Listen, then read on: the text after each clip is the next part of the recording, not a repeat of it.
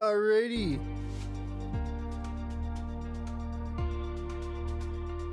Flightsim's wow, great intro. Flightsim's aviation fans alike, welcome. We are here back in FS Academy for lesson number 6 or 7 of the FS Academy VFR flight training. And we're gonna do a little bit of flying in the mountains, assuming we're going to be learning about updrafts, downdrafts, obstacle avoidance.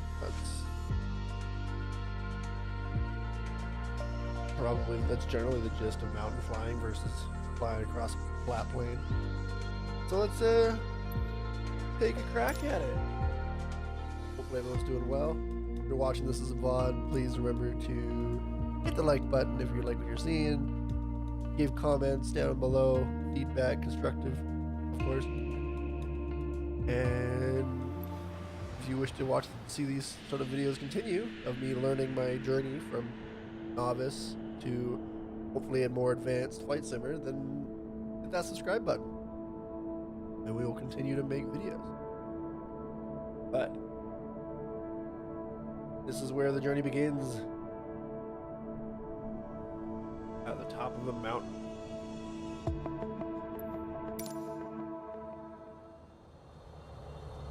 Oh, we're looking backwards. This is Telluride, Colorado, a high-altitude airfield surrounded by stunning mountain ranges. Mountain flying is a vast subject in its own right. We'll touch upon the basics today. You are one loud You have dude. several factors working against you when operating at high elevations. The airfield elevation here is over 9,000 feet, which brings about some significant performance implications. You lose performance from the engine as less air is available for it to breathe, meaning a corresponding reduction in fuel flow and power. We've already leaned the mixture before departure to help optimize engine power. Next is the terrain itself. Straight ahead is Red Mountain, which towers up to 13,000 feet. So we're down on performance just when we need it the most. We have a relatively light wind today of about 12 knots from the west. On flat land this would be no problem at all, but in the mountains we need to give it serious consideration. Anything over 20 to 25 knots starts to become hazardous and may prevent our flight from going ahead, despite what might otherwise be glorious conditions. For our more moderate winds, we need to consider which side of a valley we'll fly along, as one valley wall will give useful updrafts, whilst the other side would present hazardous downdrafts. Take off from runway 09, which has a tailwind, and make an immediate right turn to follow the valley to the south. You'll notice right away how limited our performance is. Bring the gear up straight away, but leave the flaps extended until you've made the turn. Is it improper procedure to run full flaps on takeoff?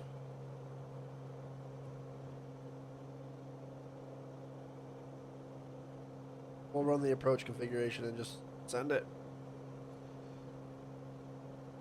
Ah.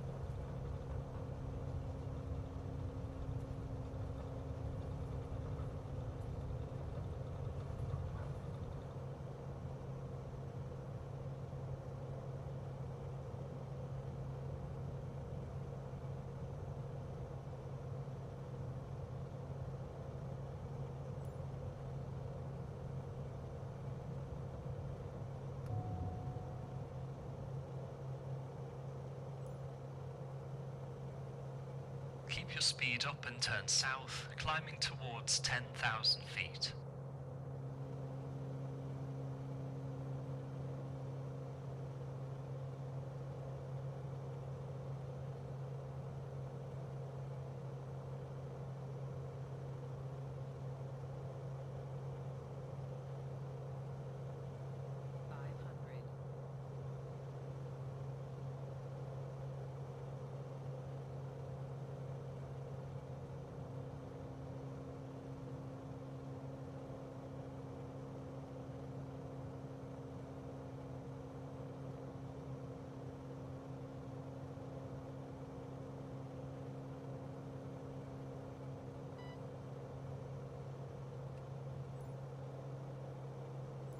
Enter the valley up ahead, flying over the east valley wall on our left side.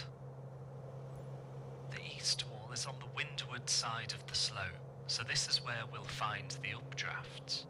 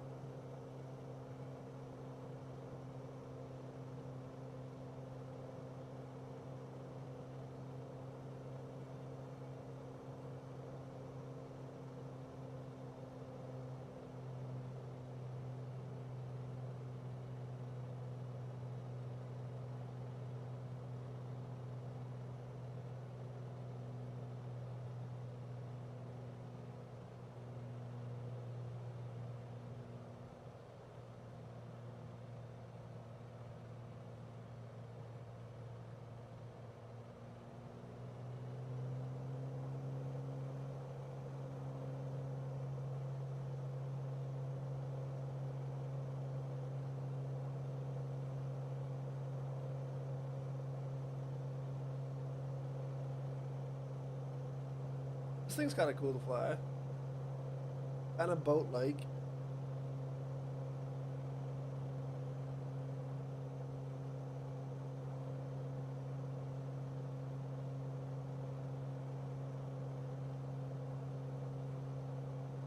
Did we miss another checkpoint because this game is slightly broken?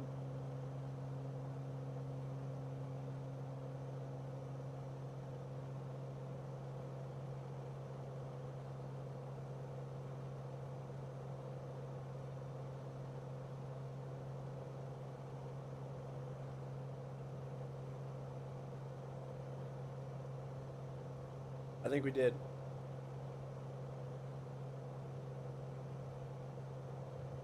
Yay, broken game. I don't think we broke any procedures except we didn't get our flaps up fast enough.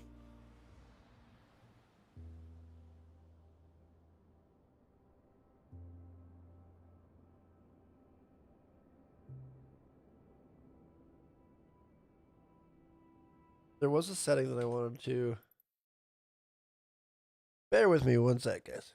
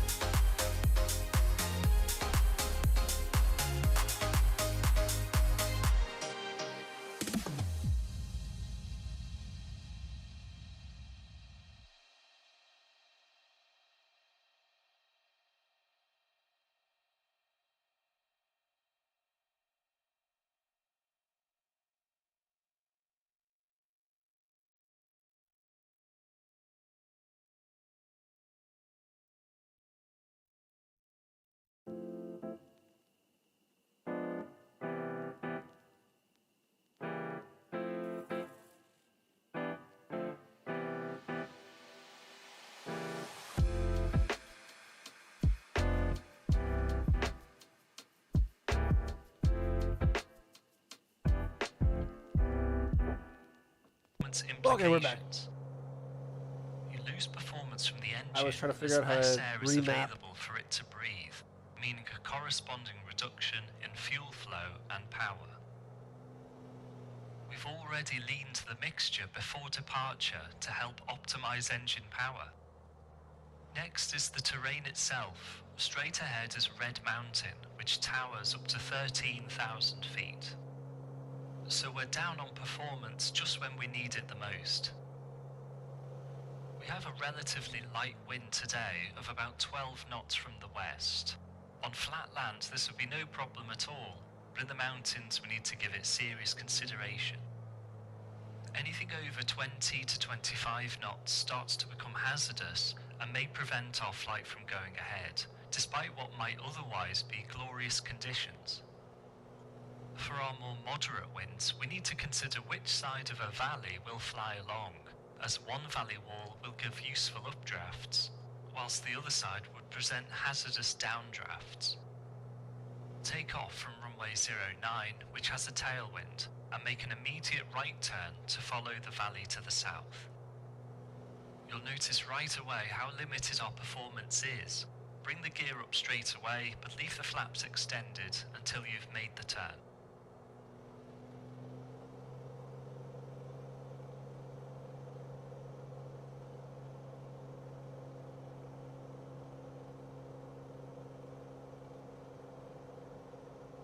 Alright, let's take another crack at this, shall we?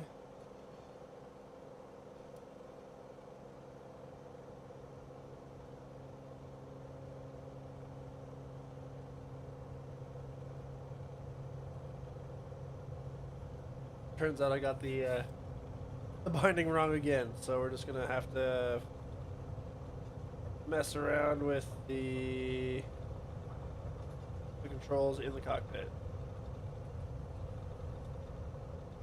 Alright, so I want to keep it in ground effect, get a little bit of speed.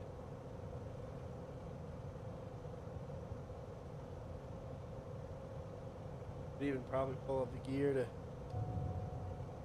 break all the rules. And then bank.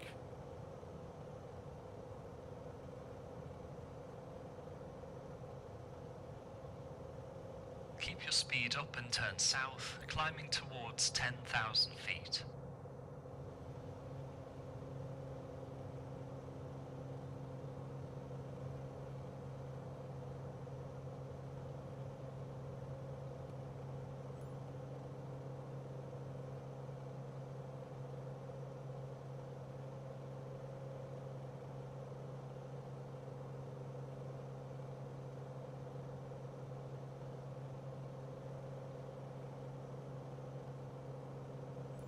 Enter the valley up ahead, flying over the east valley wall on our left side. The east wall is on the windward side of the slope, so this is where we'll find the updrafts.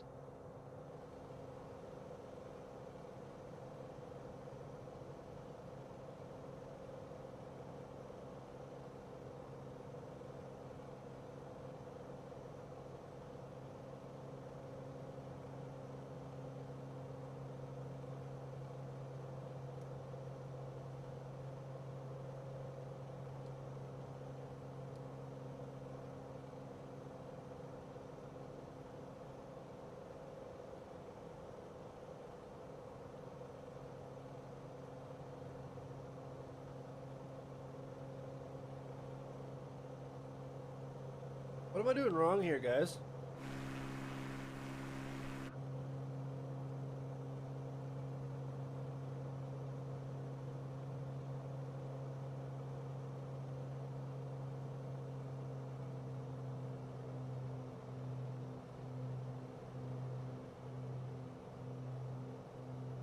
That's supposed to fly like directly over the wall?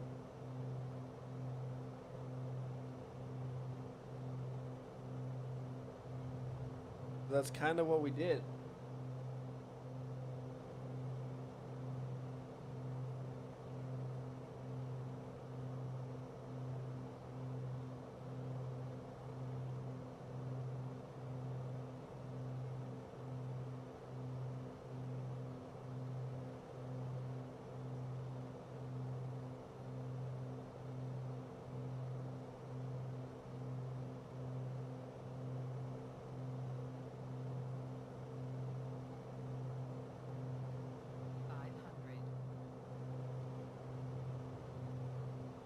We are bombing along a wall. Bank angle. Yeah, well, you and your bank angle are lost.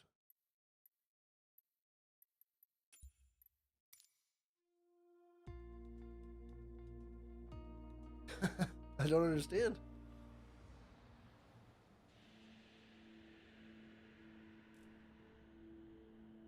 I know what I'll do.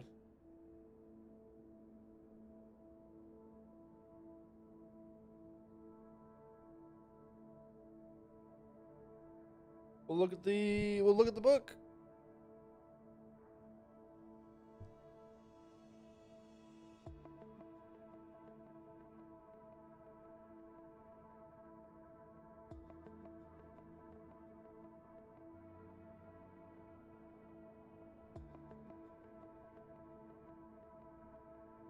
So he wants me to be on top of the wall ish.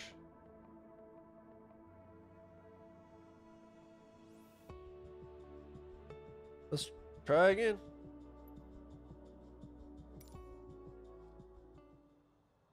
I'm so sorry. I remember wearing something on my head that you guys can see, but if I turn my head, I can't see. This is Telluride, Colorado, a high-altitude airfield surrounded by stunning mountain ranges. Welcome to Colorado. Mountain flying is a vast subject in its own right. We'll touch upon the basics today. You have several factors working against you when operating at high elevations. The airfield elevation here is over 9,000 feet, which brings about some significant performance implications. You lose performance from the engine as less air is available for it to breathe, meaning a corresponding reduction in fuel flow and power.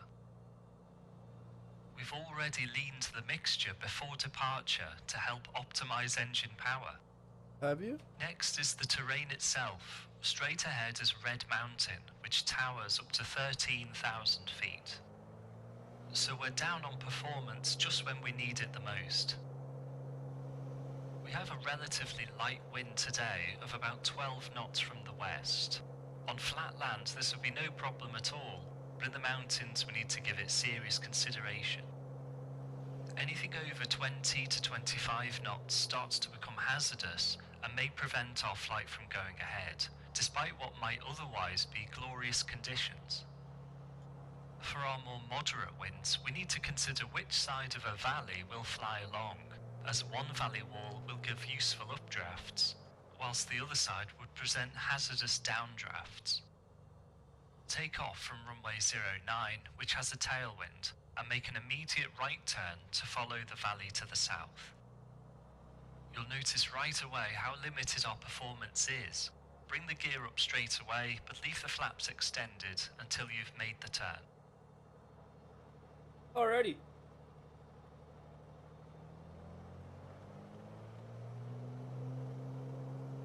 A little short field takeoff, so we'll bust the engine, release the brakes. Okay, that was weird. And we will attempt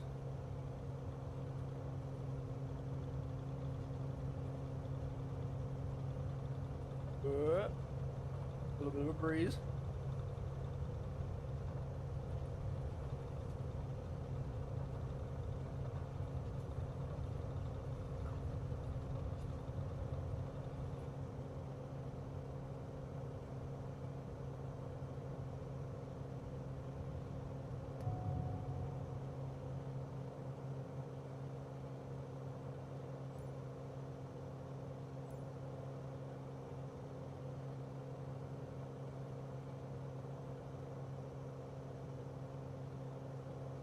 Keep your speed up and turn south, climbing towards 10,000 feet.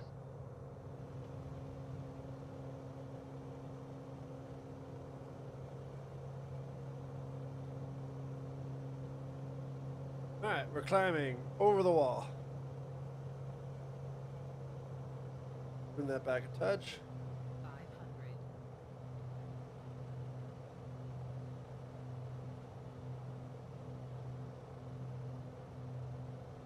500,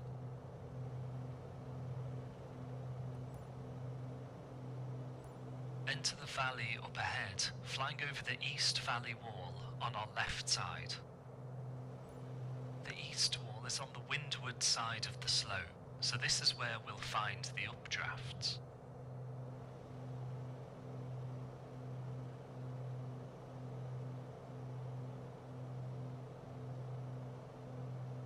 Alrighty, Jimbo. We are fighting the plane upward a little bit. Gotta keep the pushing a lot to keep the nose down.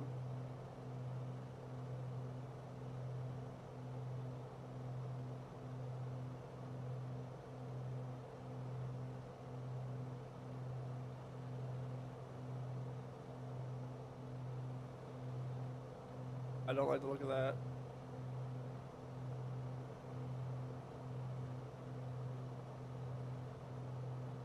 Like it's bugged.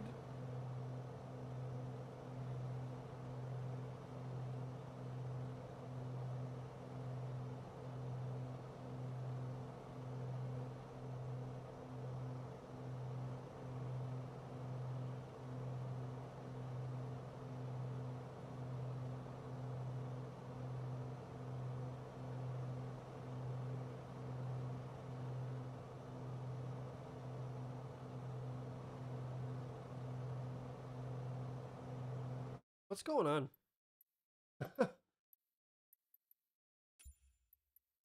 I'm missing like half the prompts.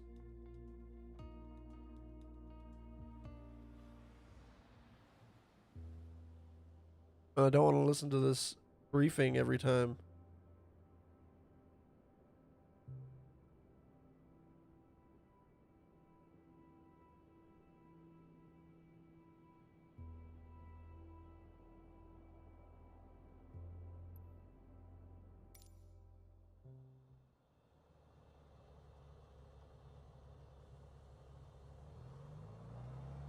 This is Telluride, Colorado, a high-altitude airfield surrounded by stunning mountain ranges. Mountain flying is a vast subject in its own right. We'll touch upon the basics today. You have several factors working against you when operating at high elevations. The airfield elevation here is over 9,000 feet, which brings about some significant performance implications. You lose performance from the engine as less air is available for it to breathe, meaning a corresponding reduction in fuel flow and power. We've already leaned the mixture before departure to help optimize engine power. Next is the terrain itself. Straight ahead is Red Mountain, which towers up to 13,000 feet. So we're down on performance just when we need it the most. We have a relatively light wind today of about 12 knots from the west. On flat land, this would be no problem at all, but in the mountains we need to give it serious consideration. Anything over 20 to 25 knots starts to become hazardous and may prevent our flight from going ahead, despite what might otherwise be glorious conditions. For our more moderate winds, we need to consider which side of a valley we'll fly along, as one valley wall will give useful updrafts, whilst the other side would present hazardous downdrafts. Take off from runway 09, which has a tailwind, and make an immediate right turn to follow the valley to the south. You'll notice right away how limited our performance is. Bring the gear up straight away, but leave the flaps extended until you've made the turn. Alright, copy that.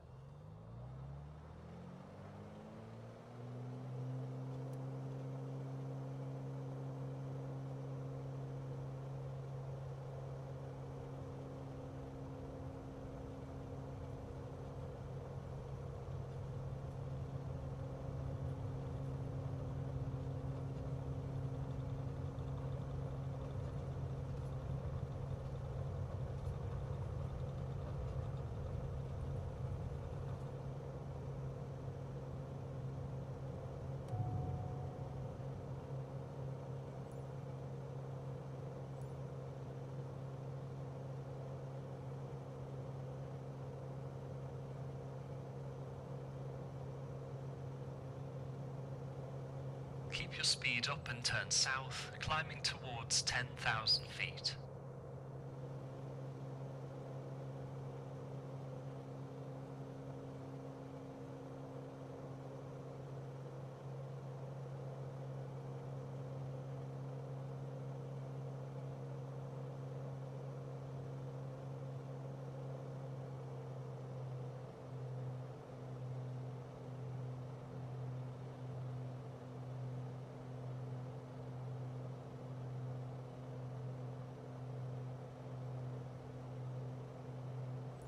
Enter the valley up ahead, flying over the east valley wall on our left side. The east wall is on the windward side of the slope, so this is where we'll find the updrafts.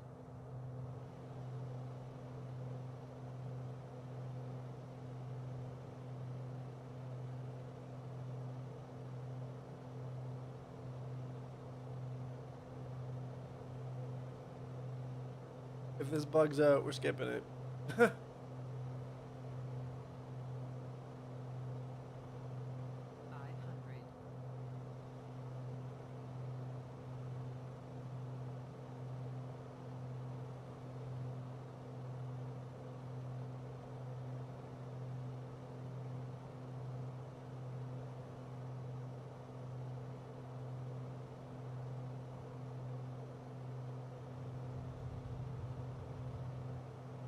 Go easy on the controls. Bank angle. I'm well aware.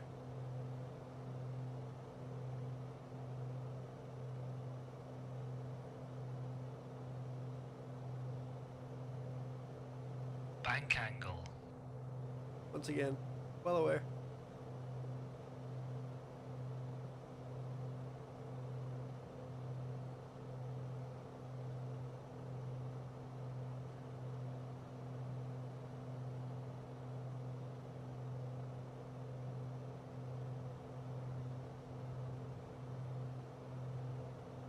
Reset.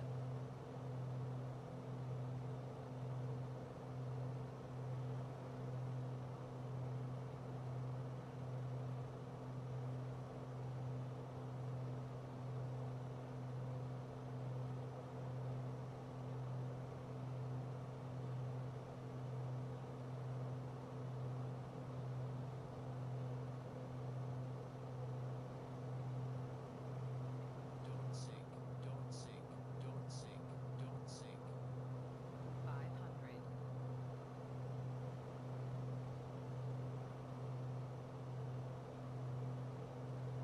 Don't sink. Stay overhead the left wall of the valley and watch how we ride the updrafts, helping us climb. This is how gliders fly for hours on end without an engine. Bank angle. Go easy on the controls.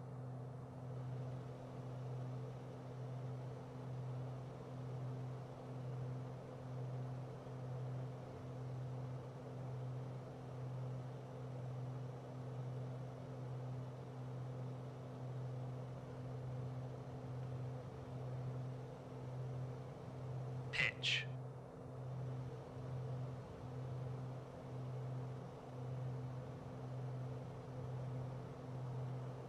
Don't sink, don't sink, don't sink.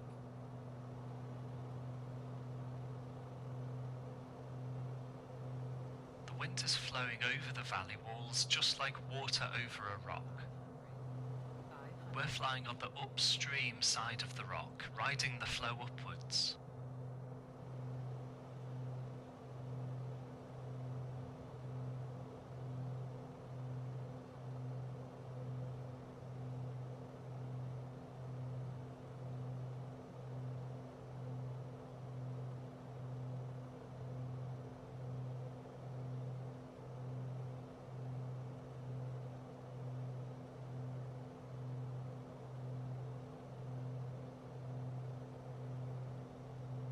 Follow the valley around to the left.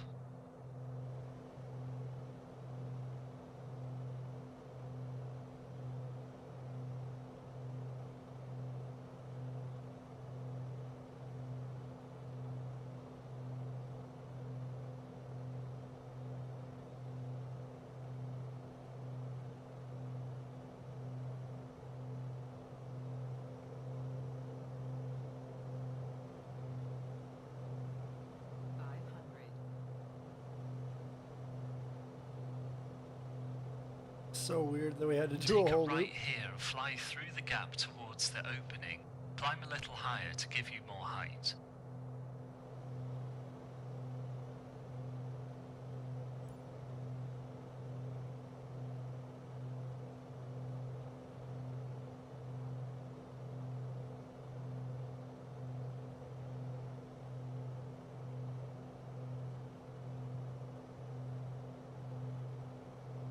Stunning views out in these mountains, though. Reminds me a lot of home.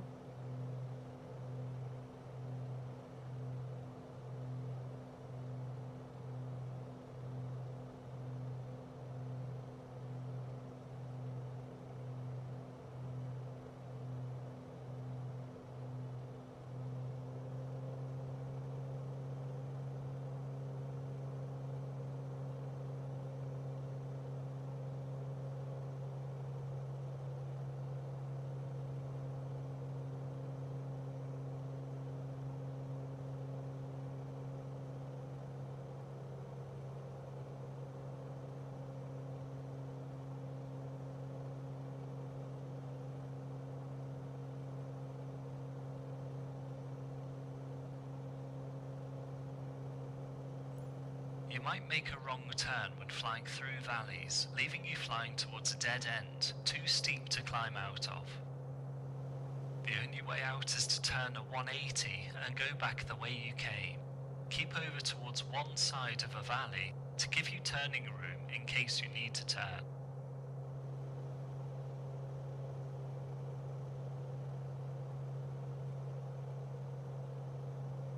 We botch it by not flying exactly at it.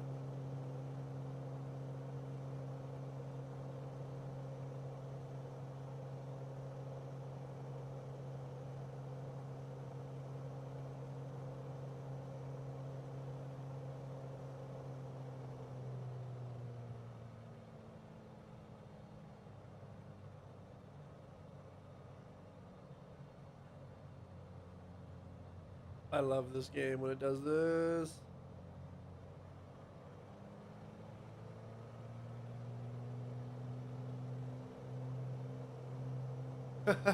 We're just gonna keep doing loops of this mountain until it Use this wide space to practice a valley turn to the right. Notice how much room it takes up. Reducing your speed and extending flaps can reduce your turning radius if needed. Target 30 degrees of bank. Bank angle.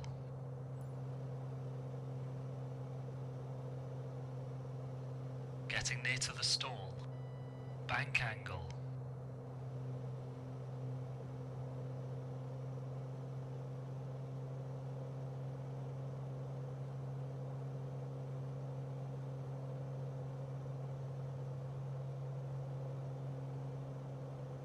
Fly through the gap again to leave the way we came in, again aiming for 10,000 feet.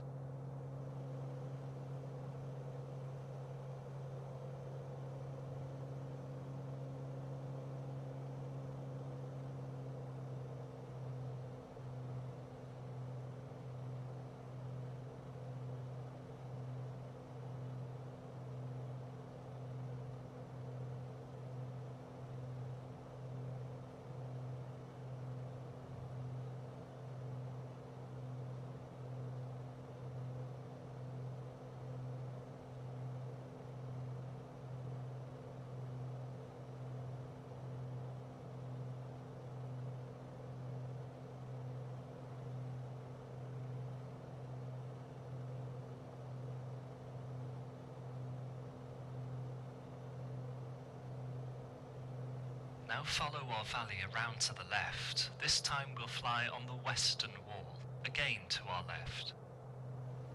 This will be the leeward side, with the air rushing back down the downstream side of our rock.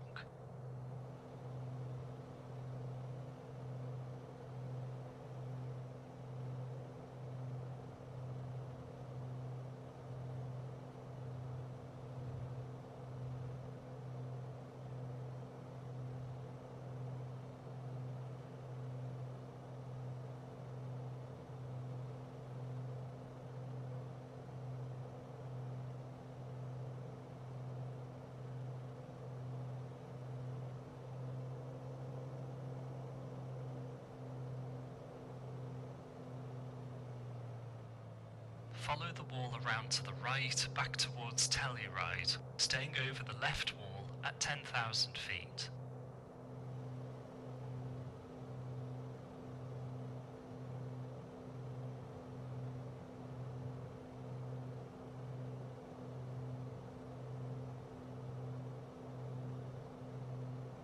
Much better.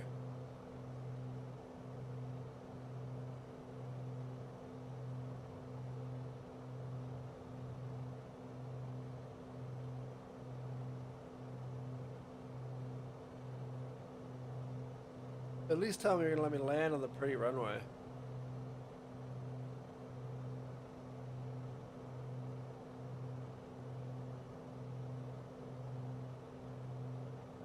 I don't think it is, though.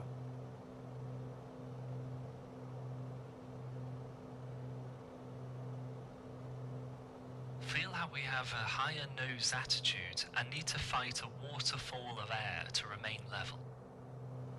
If it gets too much, make a gentle turn to the right towards the valley floor.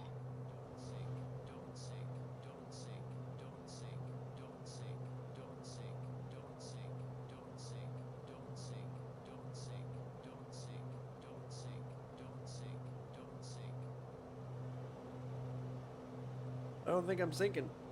Make a long left turn here all the way around to heading 160, still targeting 10,000 feet.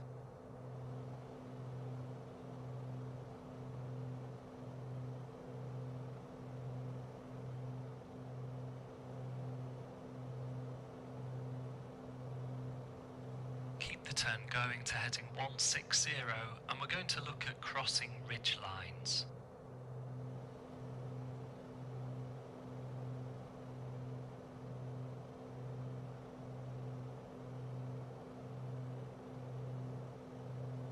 Now hold heading 160 and fly back towards our valley. When crossing a ridgeline, we approach from a 45-degree angle. This gives us more room to gain height and also make an escape turn away from the ridge easier in case things don't go to plan. Cross over the ridgeline ahead.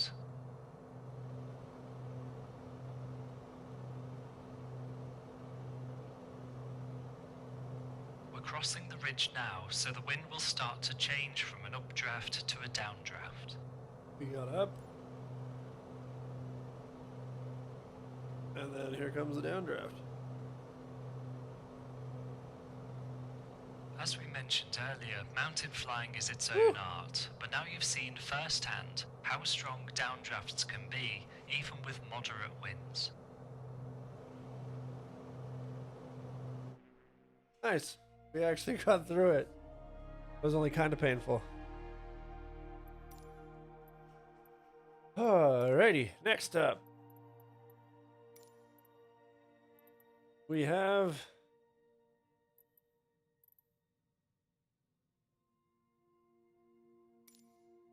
London. Do I get to pick? Oh, it's just a picture.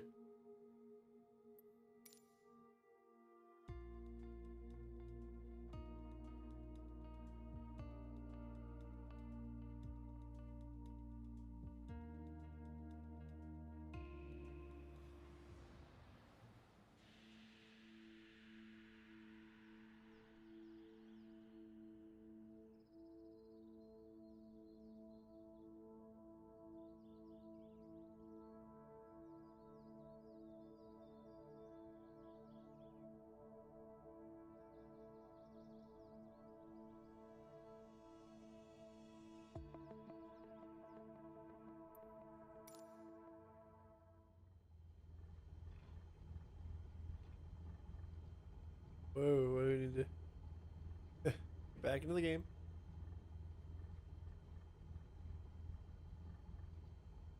Oh, is this solo?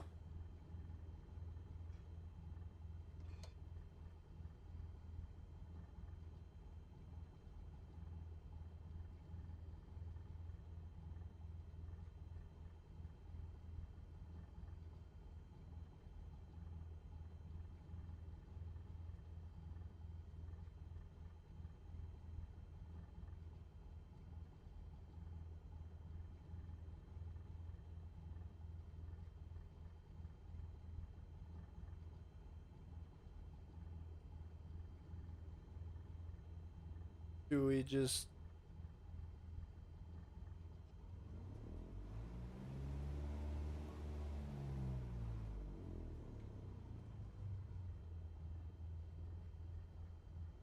We're going to from Biggin Hill to Shoreham. Oh, L Street to Biggin Hill.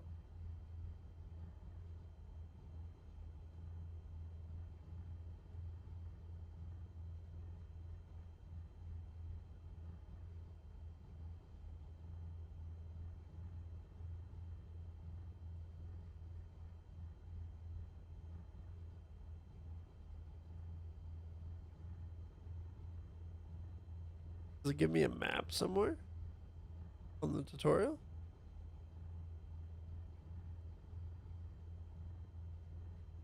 I guess not.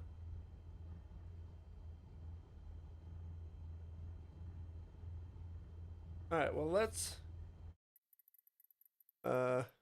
do the test instead rather than all their prefabbed flights.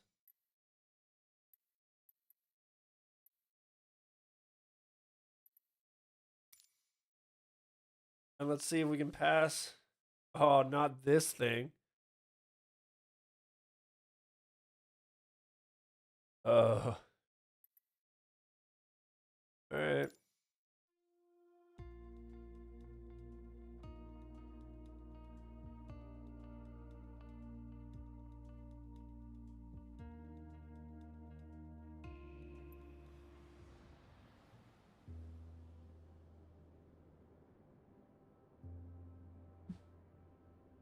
All right.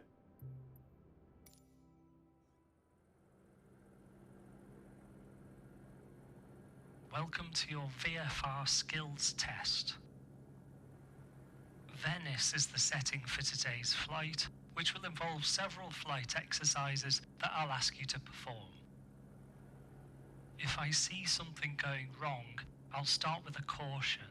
If it goes uncorrected, I'll have to fail the flight and you'll need to restart. Don't overfly Venice City at any point, as this is prohibited. The same goes for runway 22 left here in Venice, as only 22 right is in use. 22 right, remember that. Aircraft checks and configuration is your responsibility, but I may require you to use certain configurations for some exercises, which I'll ask you for at the time. I'll handle the radio so you can concentrate on the flying. I'll get the ATIS.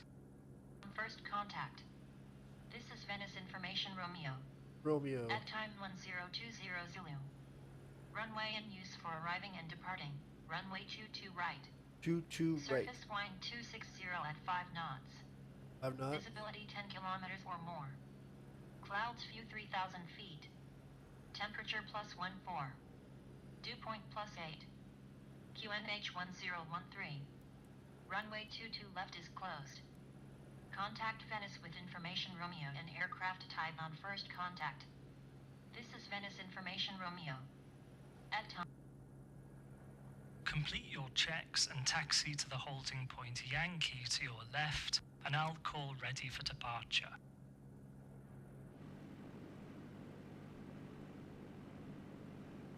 Everything seems to be working as normal.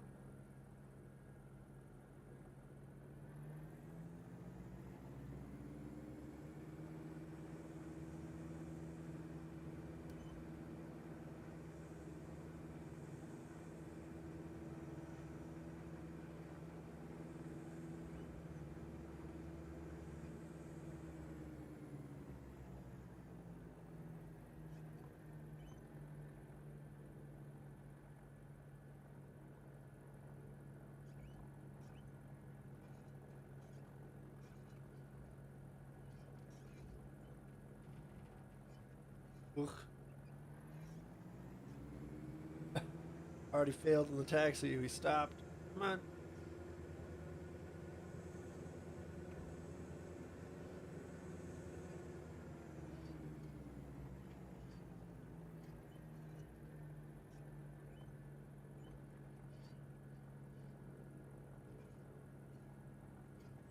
Venice Tower, India, Foxtrot, Sierra, Alpha Charlie, Diamond DA40 with information Romeo, QNH1013, holding short at Yankee, ready for departure into the circuit. India Alpha Charlie Venice Tower, cleared for line-up and takeoff, runway 22 right. Wind 260 at 3, cleared into the circuit, cool down wind. Cleared for line-up and takeoff, runway 22 right, Wilco, India Alpha Charlie. Line-up and depart, runway 22 right, into the left-hand circuit, at the standard circuit altitude. What is our altitude right now? 20 feet, so 1,000. Okay.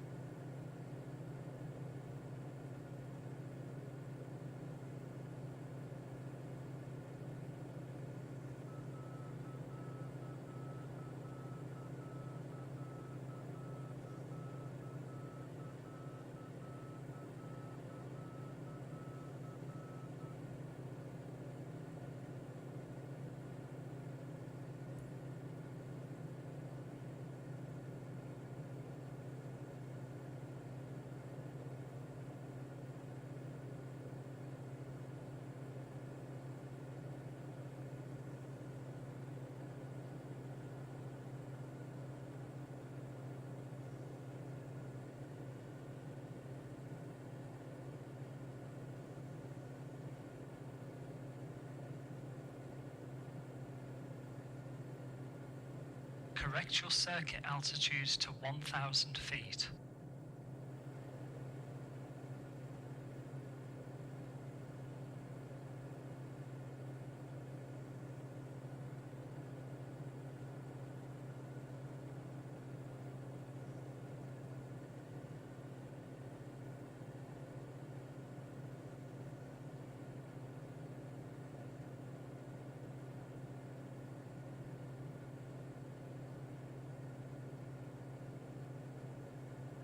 Turn left down. Alright, what? Really, I didn't follow instructions.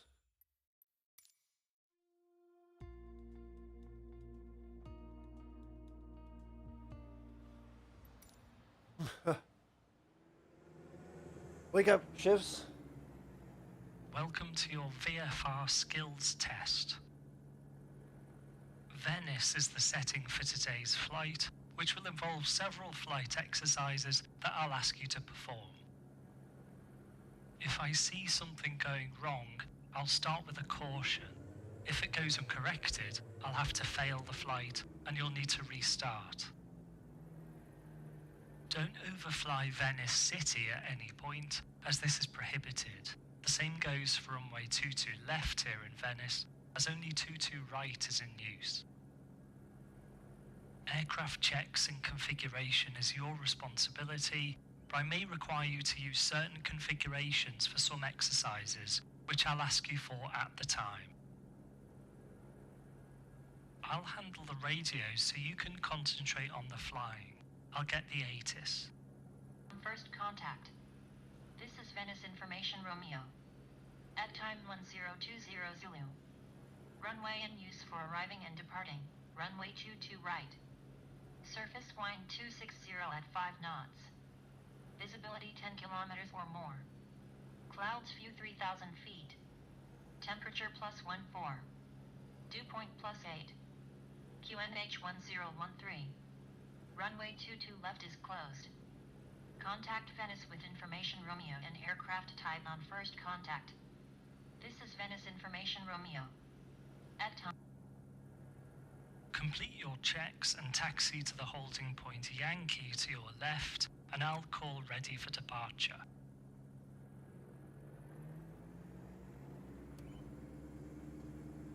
Here we go, guys. Focusing, doing the right things, flying the plane.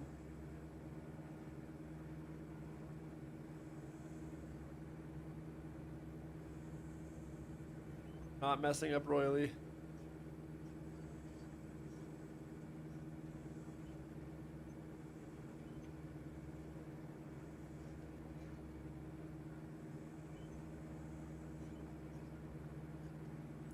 Venice Tower, India, Foxtrot, Sierra, Alpha Charlie, Diamond DA40 with information Romeo, QNH 1013, holding short at Yankee, ready for departure into the circuit. India Alpha Charlie Venice Tower cleared for line-up and takeoff, runway 22 right. Wind 260 at 3, cleared into the circuit, cool down wind. Cleared for line-up and takeoff, runway 22 right, Wilco, India Alpha Charlie. Line-up and depart, runway 22 right into the left-hand circuit at the standard circuit altitude. Left-hand circuit shifts. Aye, aye.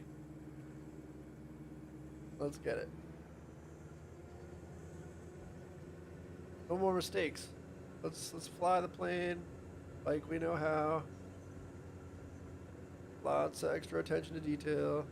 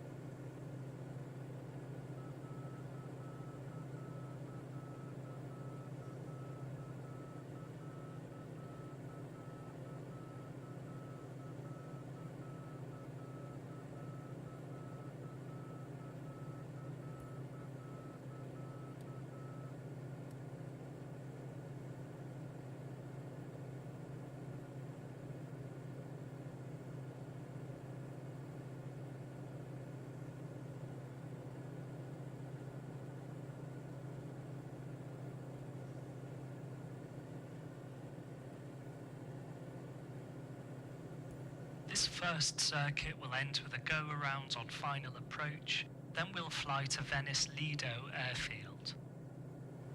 You must correctly perform the go-around when instructed, including setting full power and not pitching up excessively. India Alpha Charlie requests low approach and go-around. India Alpha Charlie A firm, cleared low approach, runway 22 right. Low approach 22 right, India Alpha Charlie. Approach 22 right and go around when instructed. Complete your downwind checks. Pressures, fuel, nothing's open.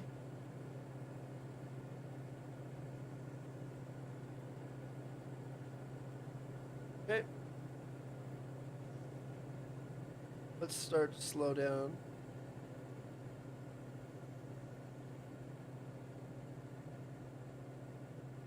Keep nose up.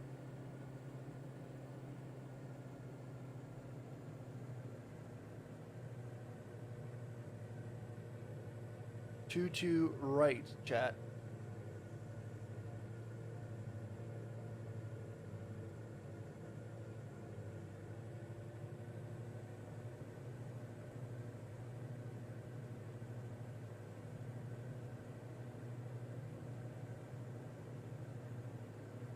Alright, I think that's good enough. Let's start banking to the left.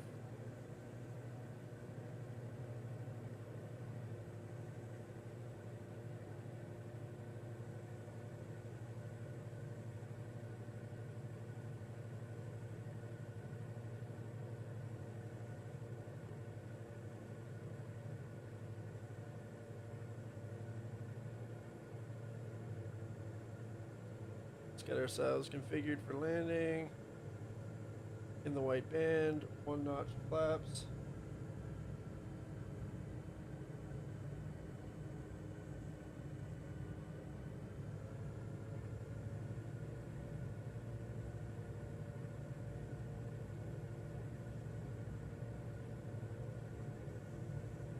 We're a little high.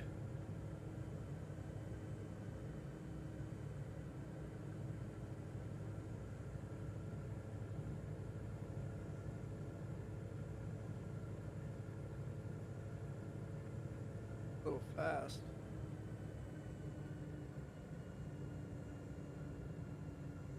A peppy little thing, this thing.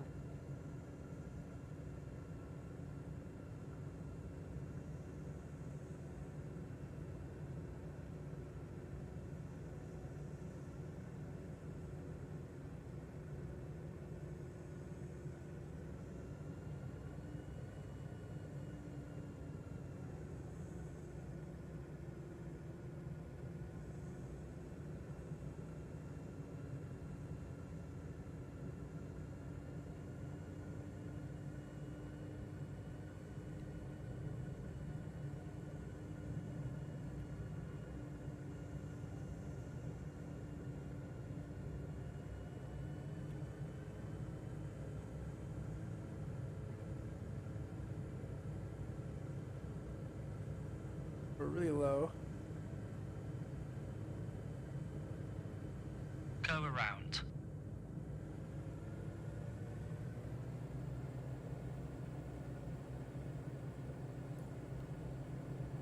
First notch flaps. This is ready to climb. Second notch flaps. Fly runway heading. India Alpha Charlie going around. Request to leave the circuit en route Lido. India Alpha Charlie Roger, left turn out approved. Report when changing frequency. Wilco India Alpha Charlie. Climb up to 1,500 feet and fly to the far end of runway 22 right before turning.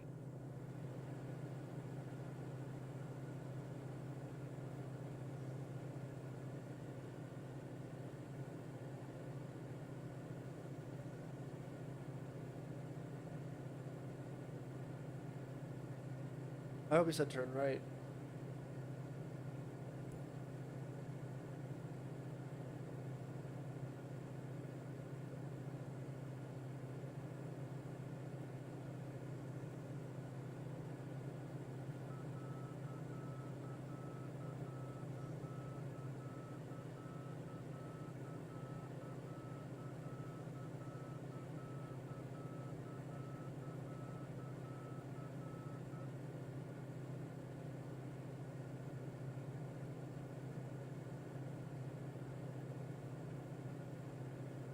Turn left heading 130 to leave the circuit, aiming for the bay entrance.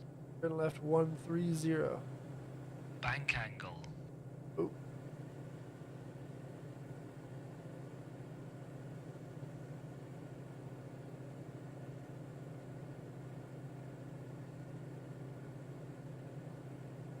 Oh, too high. Woohoo. Correct your altitude to 1,500 feet.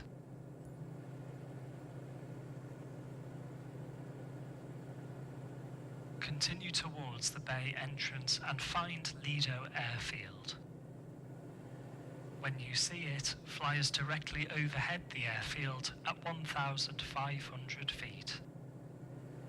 India Alpha Charlie changing to Lido 118525. India Alpha Charlie, roger. Lido Radio, India Foxtrot Sierra Alpha Charlie, DA40, 1,500 feet, overflying Lido, southbound. India Alpha Charlie, Lido Radio, roger. Circuit is clear, runway 23 in use. Failure to maintain altitude 1,500 feet.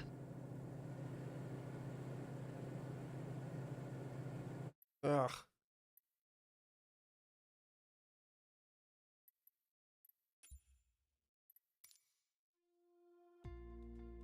We're gonna get it right.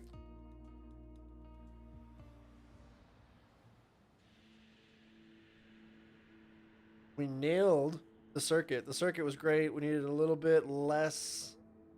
I did my downwind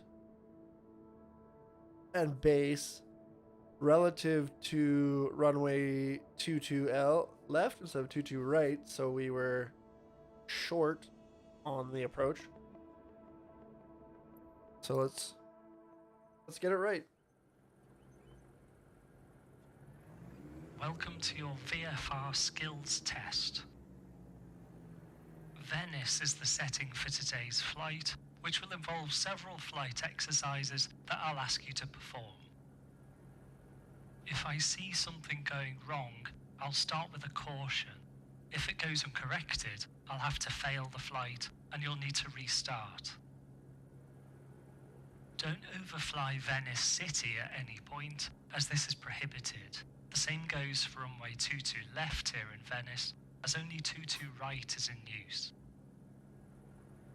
Aircraft checks and configuration is your responsibility, but I may require you to use certain configurations for some exercises, which I'll ask you for at the time.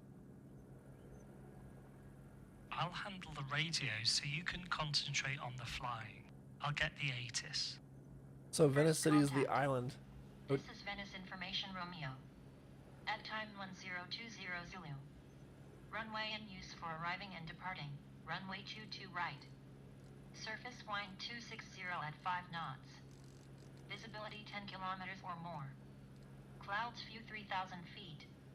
Temperature +14. Dew point +8. QNH 1013. Runway 22 left is closed. Contact Venice with Information Romeo and aircraft type on first contact. This is Venice Information Romeo. At time. Complete your checks and taxi to the holding point Yankee to your left, and I'll call ready for departure. Alright, so we've configured the heading bug so we can do our circuit without having to worry too much about where we're going if we get lost or misguided.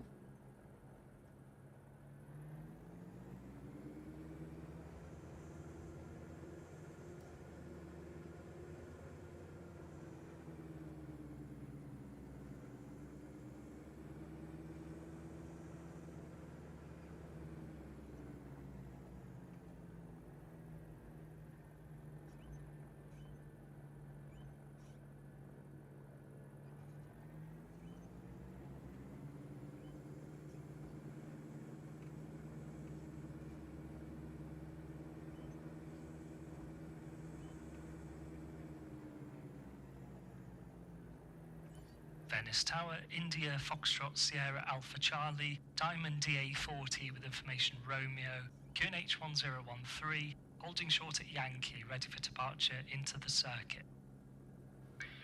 India Alpha Charlie Venice Tower cleared for line-up and takeoff, runway 22 right. Wind 260 at 3, cleared into the circuit, cool down wind. Cleared for line-up and takeoff, runway 22 right, Wilco, India Alpha Charlie. Line-up and depart, runway 22 right into the left-hand circuit at the standard circuit altitude.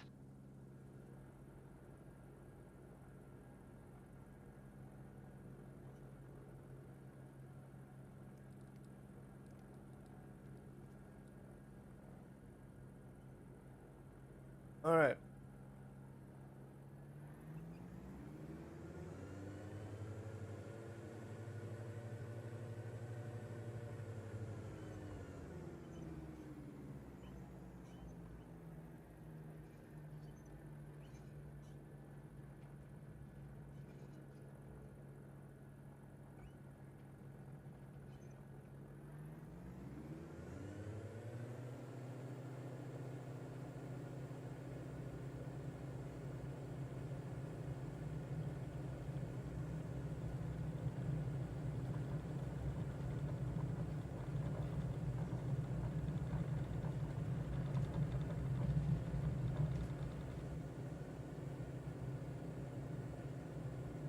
Going up. There's an airplane coming right at us.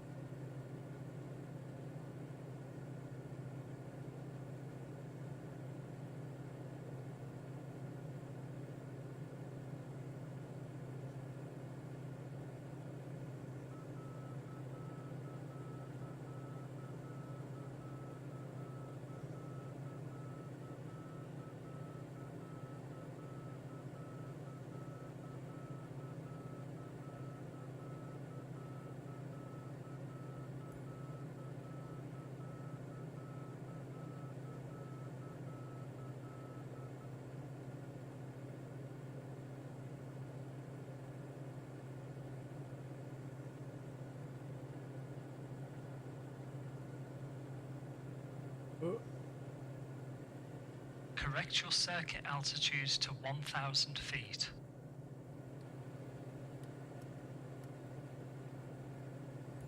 This first circuit will end with a go-around on final approach, then we'll fly to Venice Lido Airfield.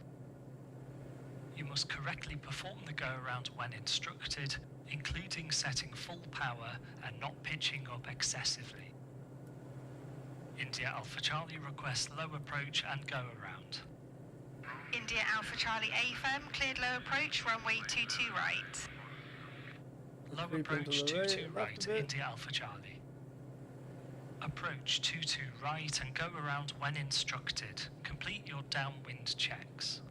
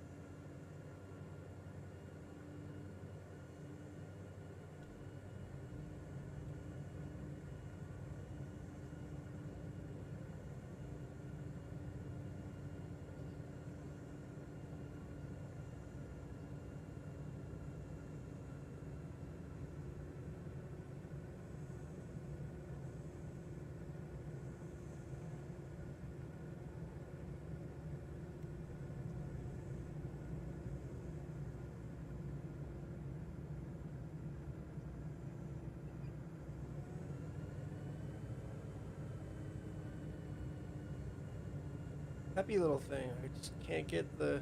Go around.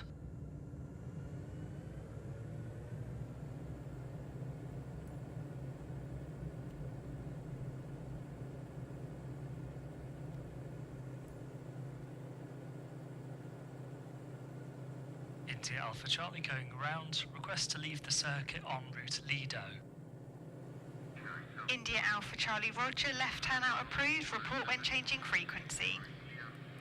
Wilco, India Alpha Charlie. Climb up to 1,500 feet and fly to the far end of runway 22 right before turning.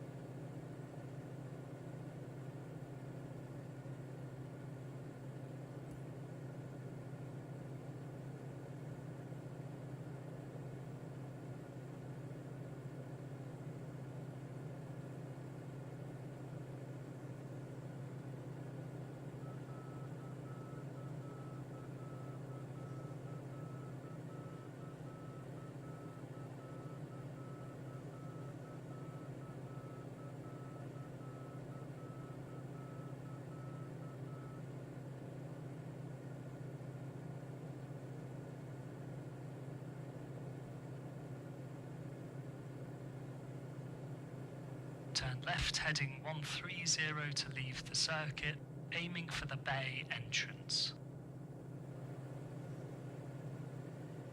Continue towards the bay entrance and find Lido Airfield. When you see it, fly us directly overhead the airfield at 1,500 feet. India Alpha Charlie changing to Lido 118525. India Alpha Charlie Roger. Lido Radio, India Foxtrot Sierra Alpha Charlie, DA40, 1,500 feet, overflying Lido, southbound. India Alpha Charlie Lido Radio Roger, circuit is clear, runway 23 in use.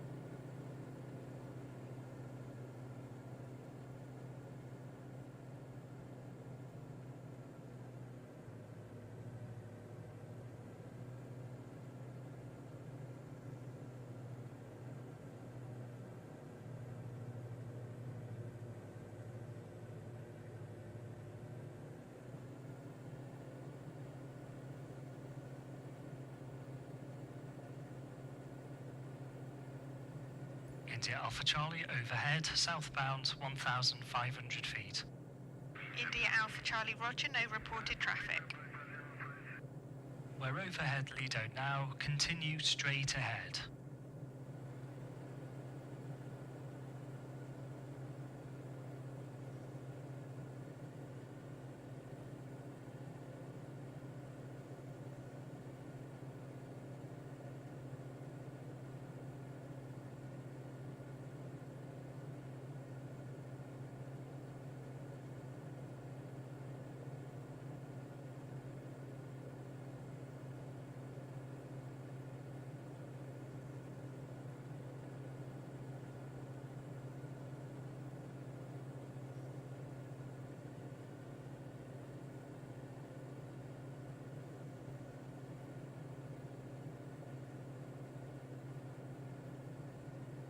Now please make a left turn, taking us back towards Lido Airfield.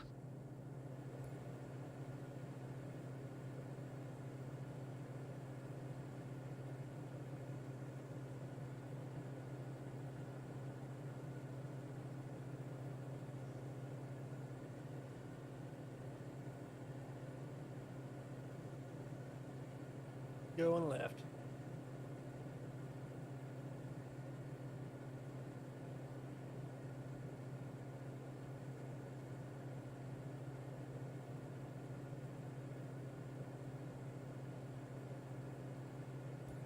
keep your turn going and perform an overhead join to enter the circuit for Lido runway 23.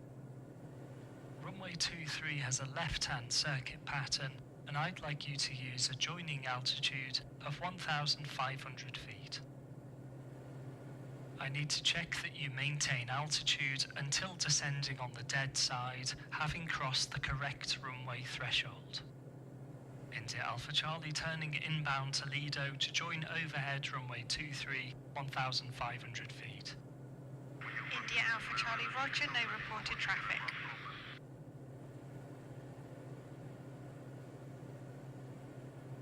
So we fly over the threshold at altitude.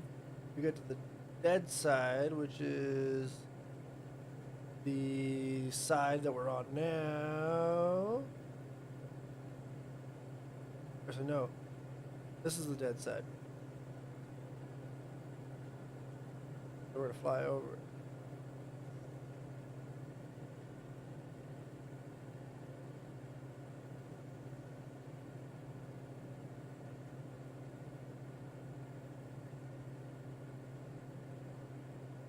Thank you. You can now descend to circuit altitude on the dead side and enter the circuit for runway 23. Turn to cross the runway 05 threshold, not overflying Venice City. India Alpha Charlie descending dead side. India Alpha Charlie Roger, QNH is 1013. Bank angle.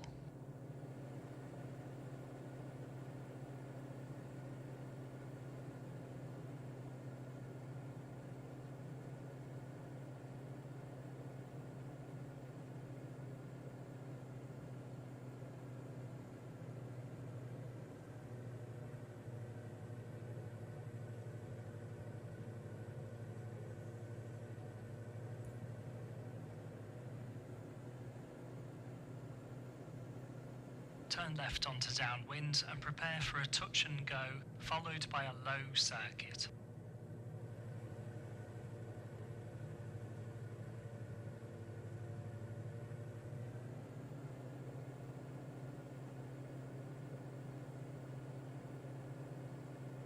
India Alpha Charlie downwind 23, touch and go. India Alpha Charlie Roger.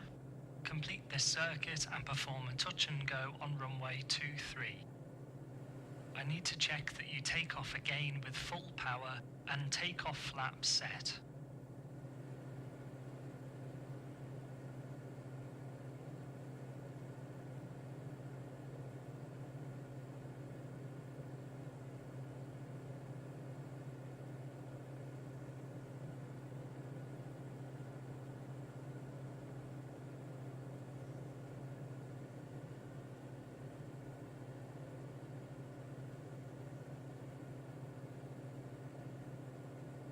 What are we doing here?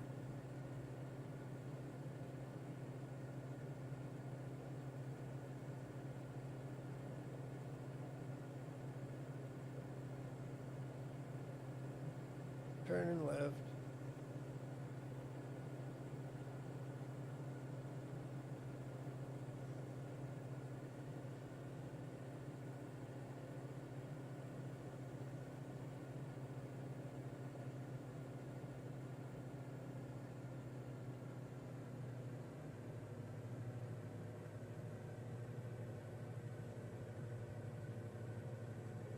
Bank angle.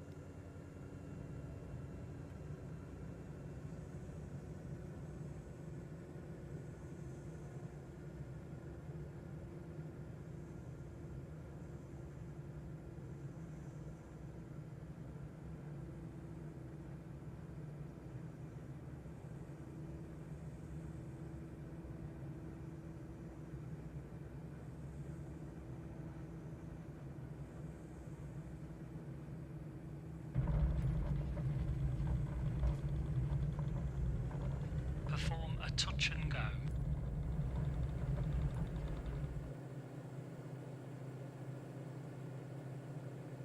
Keep takeoff flaps and climb to 500 feet to perform a left-hand low-level circuit.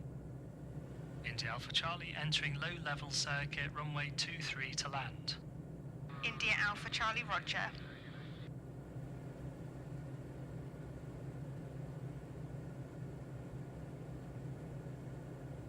Maintain 500 feet and complete a left-hand low-level circuit to a full stop landing.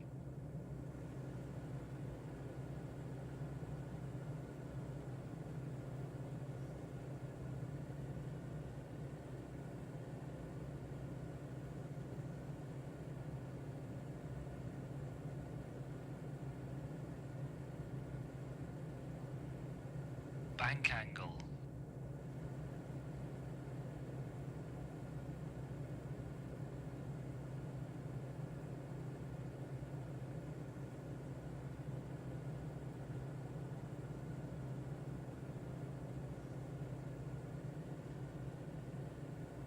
India Alpha Charlie, low level downwind 23 to land. India Alpha Charlie, roger, no reported traffic. Perform a full stop landing with full flaps to complete your skills test, coming to a stop on the runway.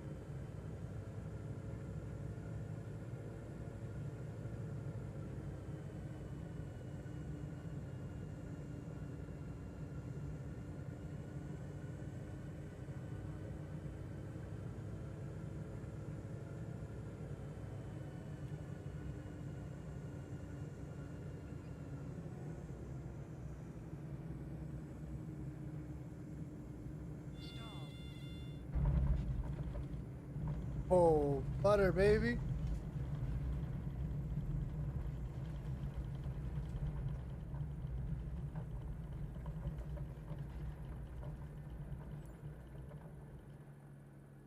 Woohoo! Congratulations, you've performed all flight exercises correctly, and I'm pleased to say you've passed your VFR skills test. Well done. I hope you enjoy using your new skills wherever your flights take you. Happy landings and best of luck. Thanks, Jimbo. We did it.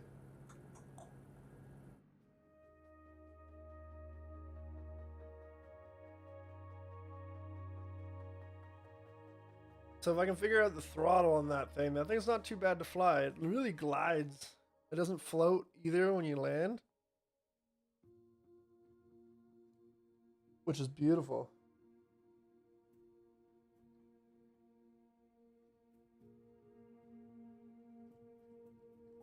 Oh, I can enjoy a sip of coffee.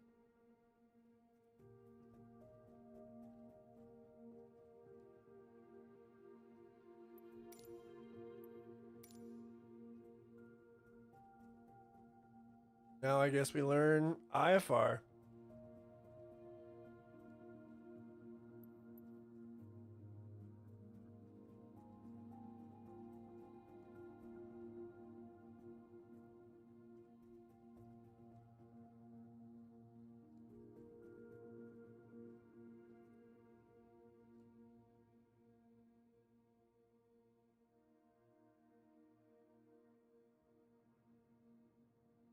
Let's try. I'm gonna pull up the manual for the VFR flights or the IFR.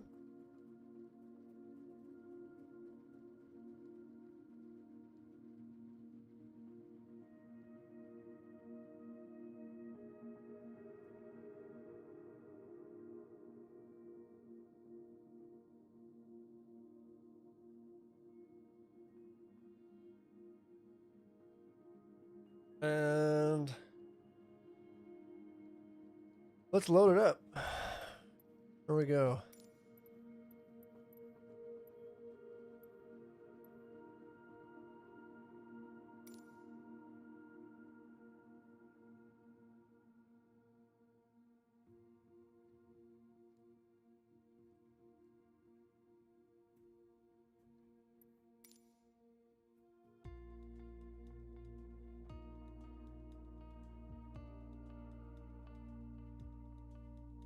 No idea what to expect.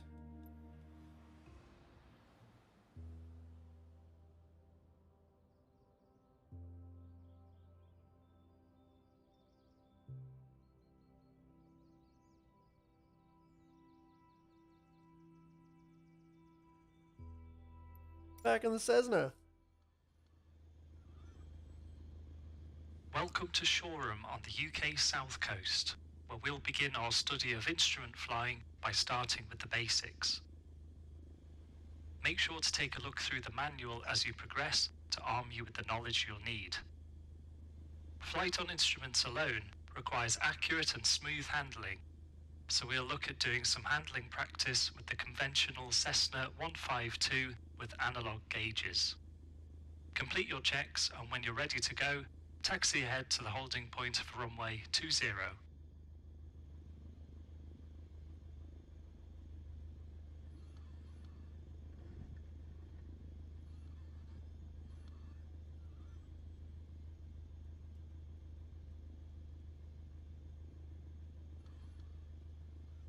All right.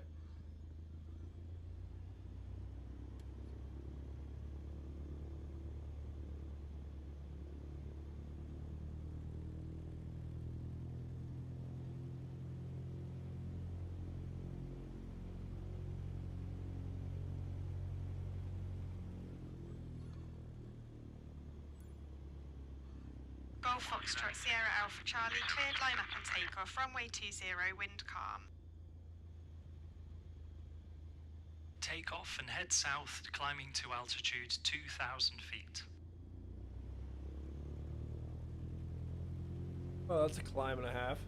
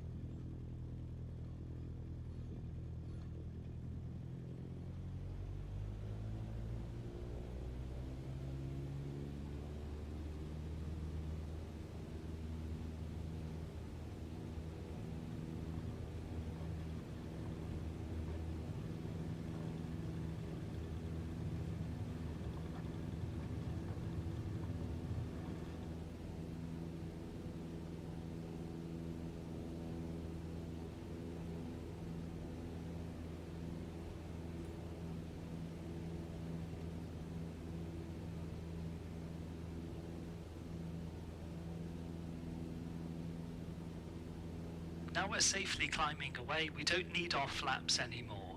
Please retract the flaps and we'll climb more efficiently. Good.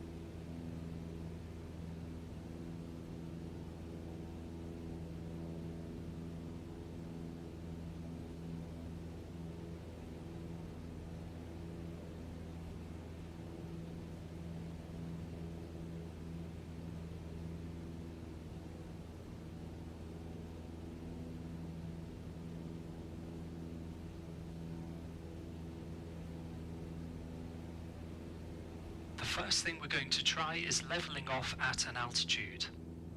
As discussed in the manual, There is a rule of thumb for choosing when to begin reducing your vertical speed to achieve a smooth and reliable level off.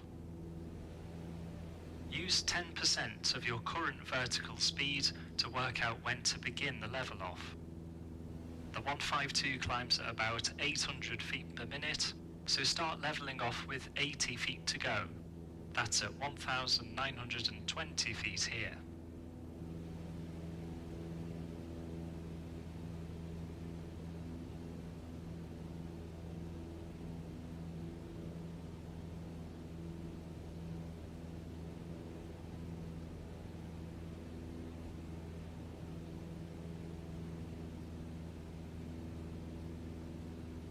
I will say, we're climbing really nicely in this Cessna right now.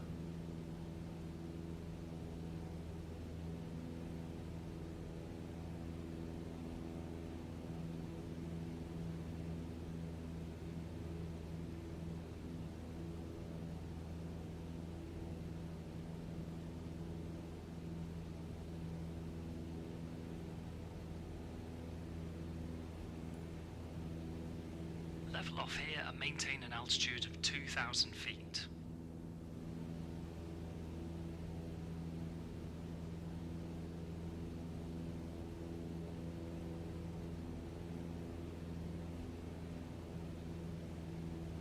All of the turns you make flying IFR are to be made in the same way.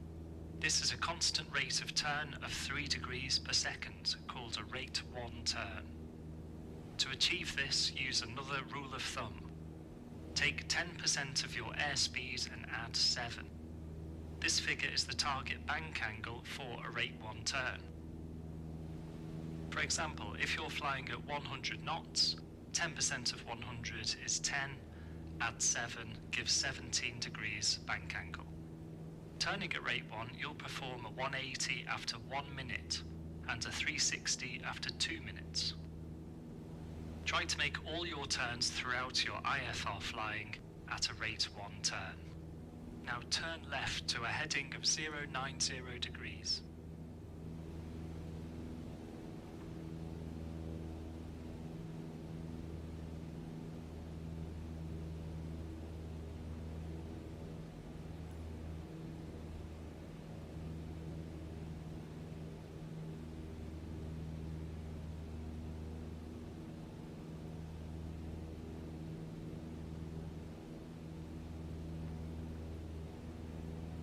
Oh. 090.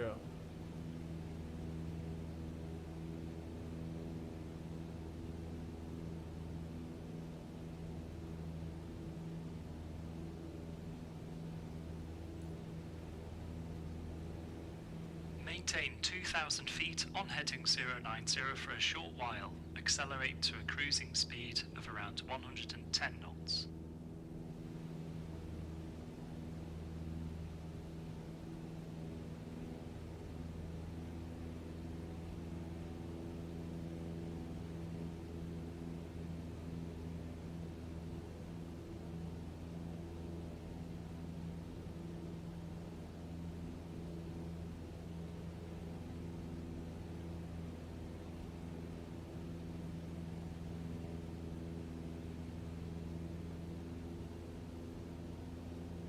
Full power, baby.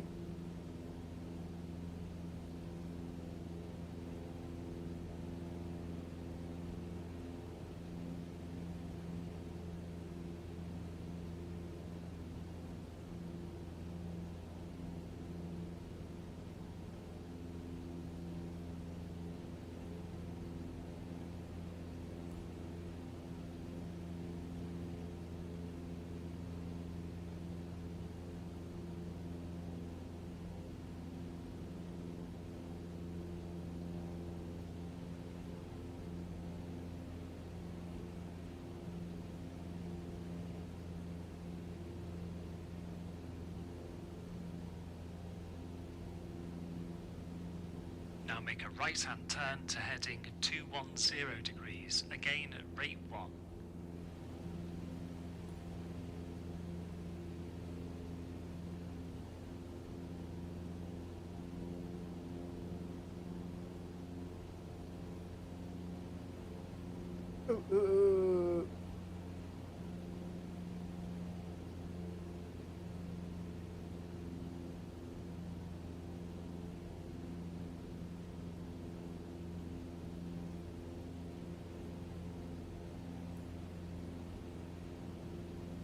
Good. Now maintain heading 210 and altitude 2,000 feet.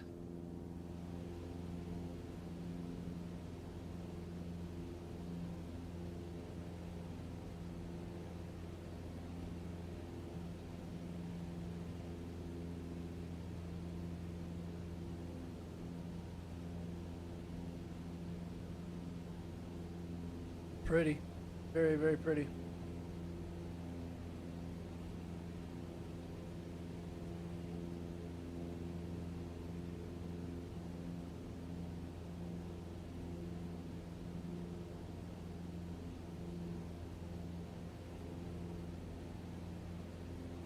Still on the heading 210, climb to altitude 3,500 feet.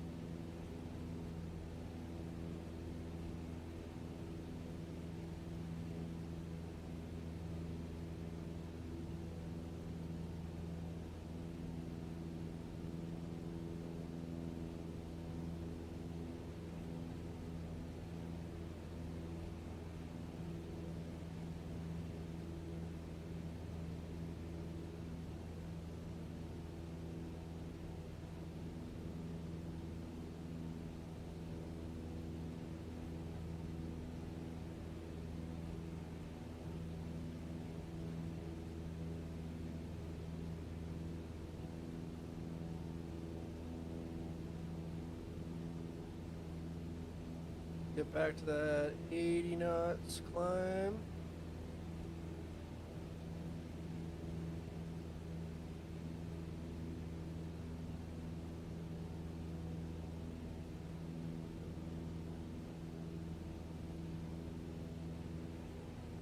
Good. Maintain 3,500.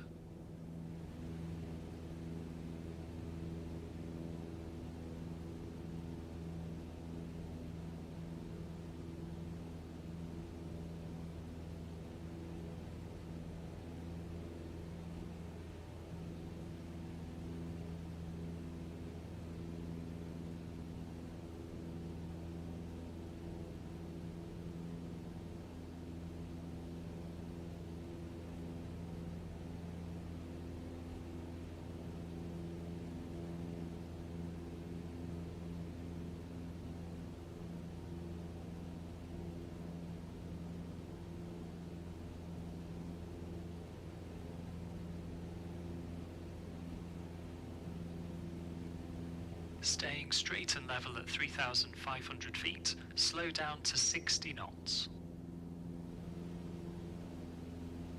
Alright, more slow flight using our gauges.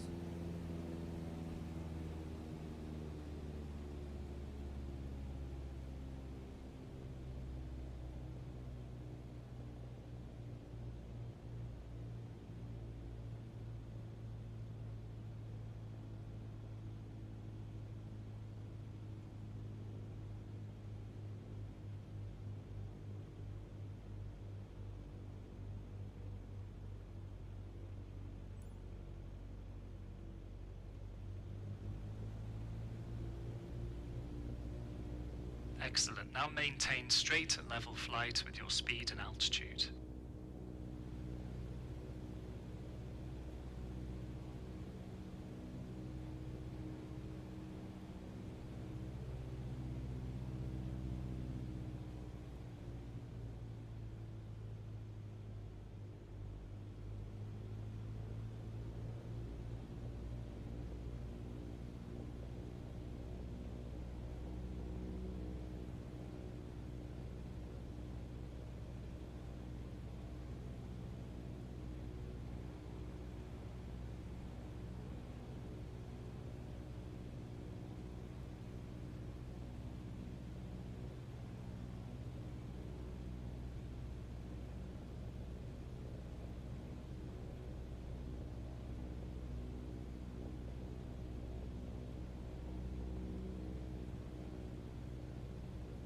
Maintaining 60 knots, climb to altitude 4,500 feet.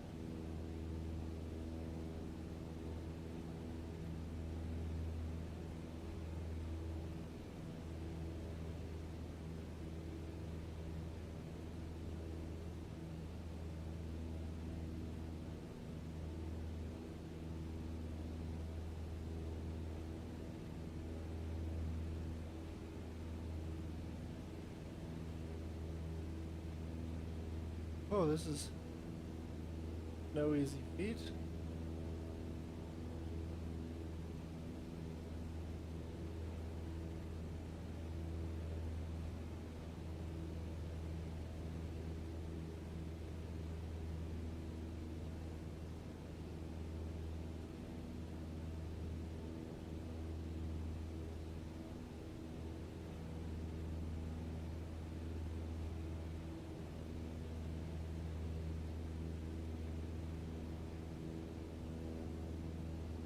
Good, now maintain 4,500 feet and still a speed of 60 knots.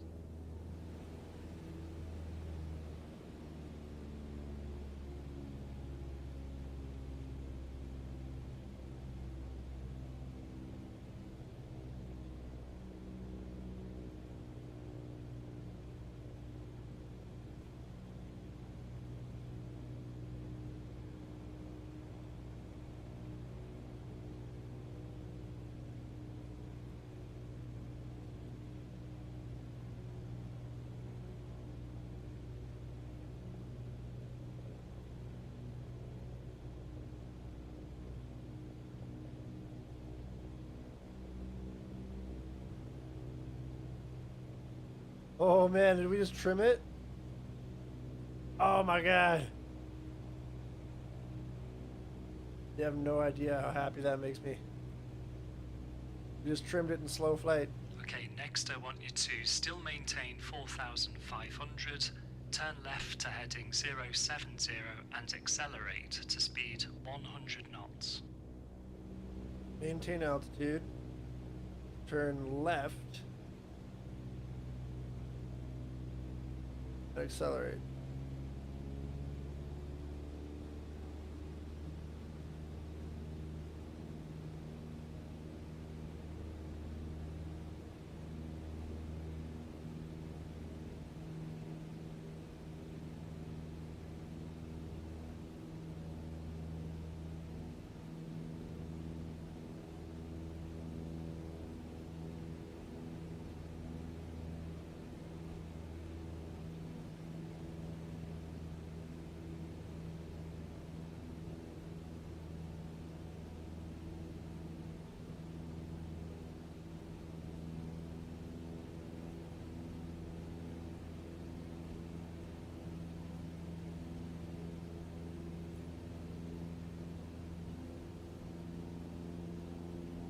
Good, now hold your speed at 100. Pretty sure 070 is over here. Oh.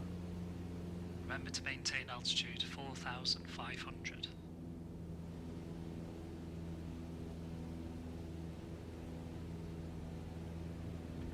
Shit. Make sure to maintain speed 100 knots.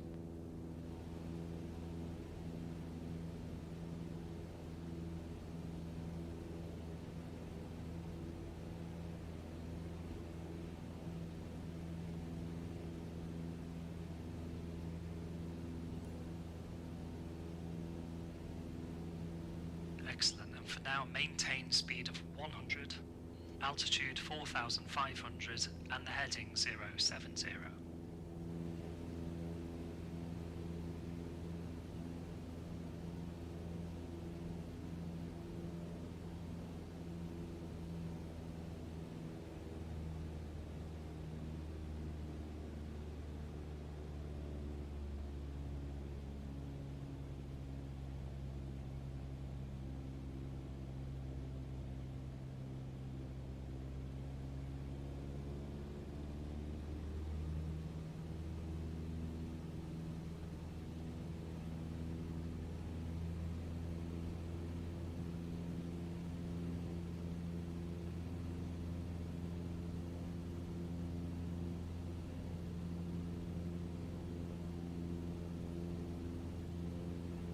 chasing a needle, man. Okay, now keeping your speed at 100, descend to altitude 2,500 feet and turn right, heading 220. 220, turn right. 2,500 feet. Maintaining speed.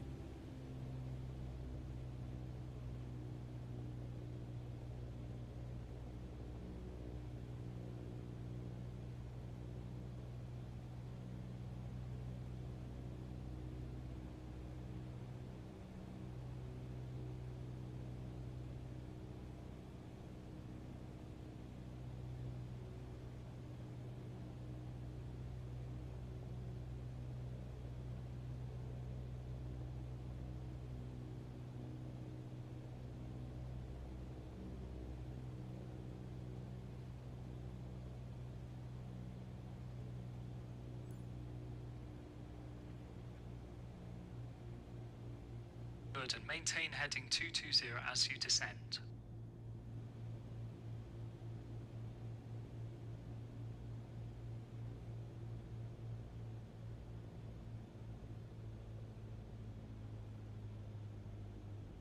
Not descending.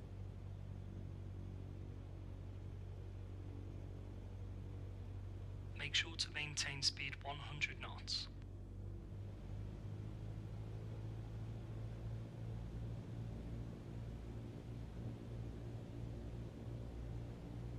Want you maintaining heading 220.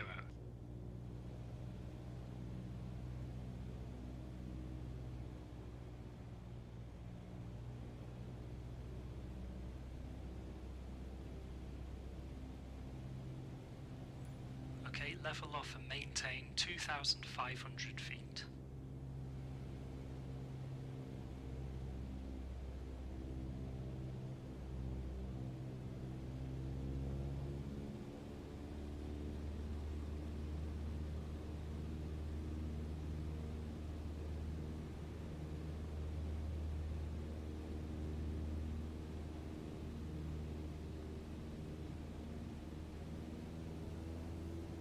All right.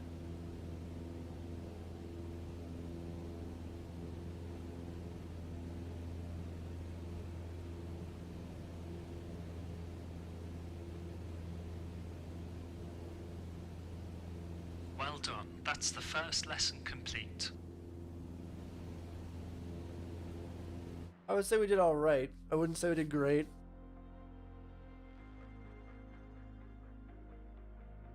Getting ourselves lost in those clouds was a little bit sketch.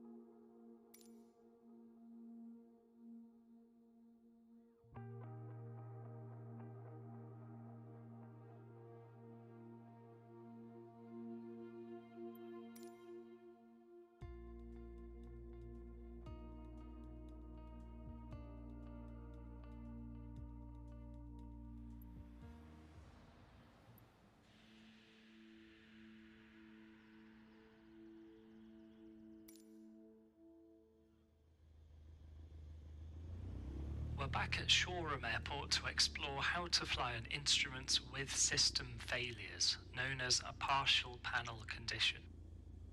The attitude indicator and directional gyro are both powered by the vacuum system.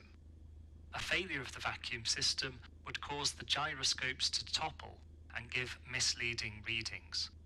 The failure can be quite subtle, so it's important to recognize the symptoms and how to deal with it. Complete your checks and taxi to the holding point.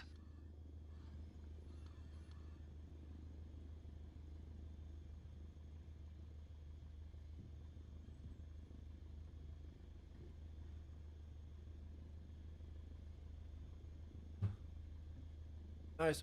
All right. Ugh.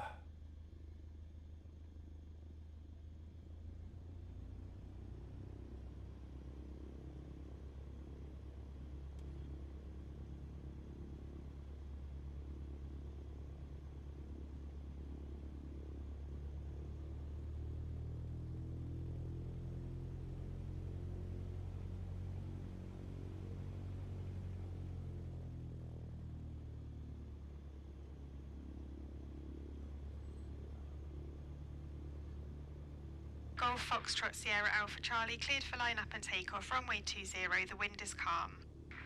Take off and climb to altitude 2,000 feet. Aye, aye, Captain.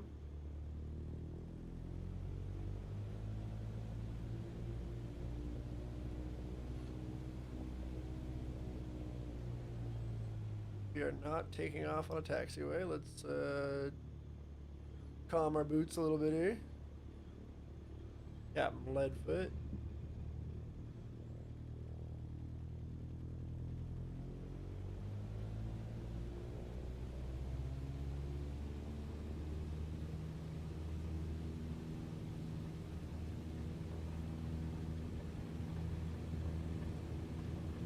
Airspeed.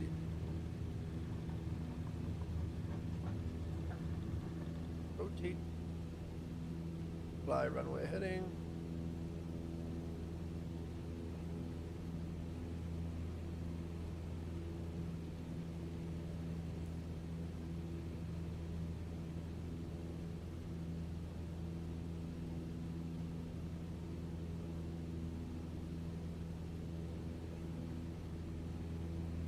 Feet, flaps up.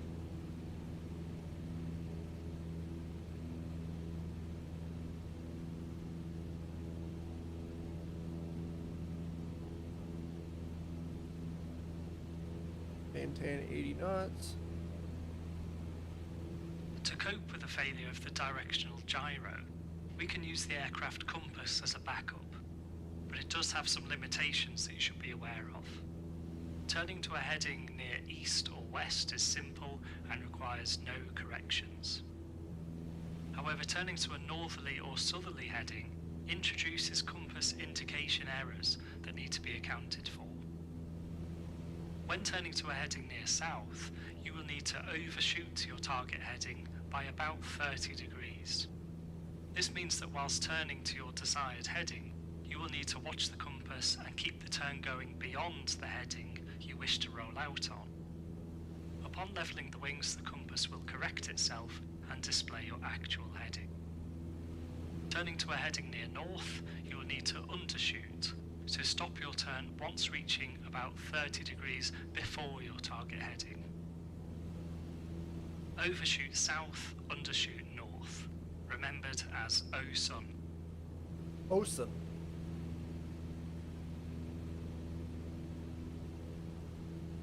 Overshoot south, undershoot north.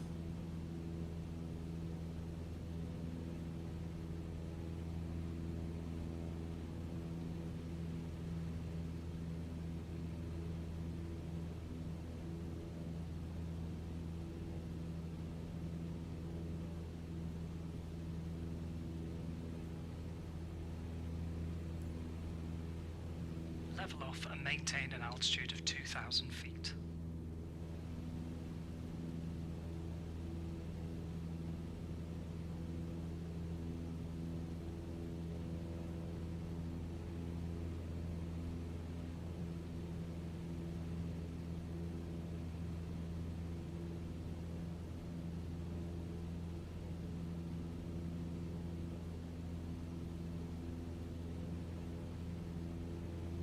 Directional gyro is still functioning for now for your reference.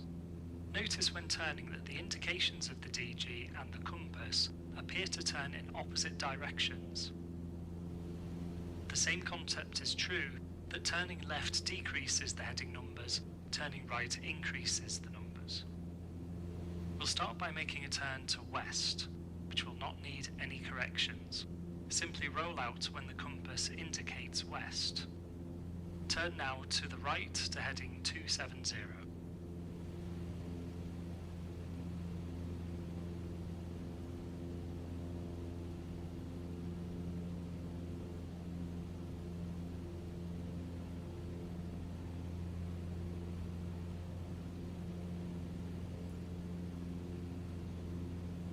Roll out on heading 270 and see that the compass does not require any corrections. Very nice.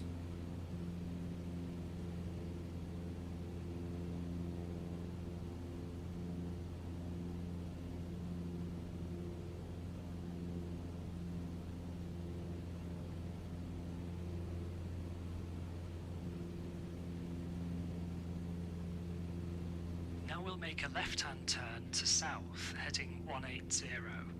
So overshoot south by around 30 degrees.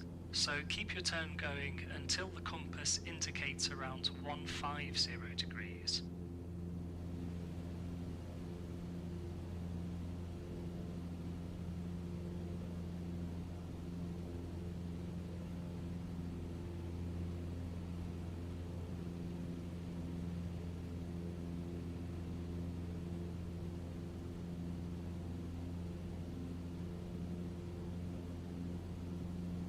There's passing south on the compass. Keep the turn going until the compass indicates 150.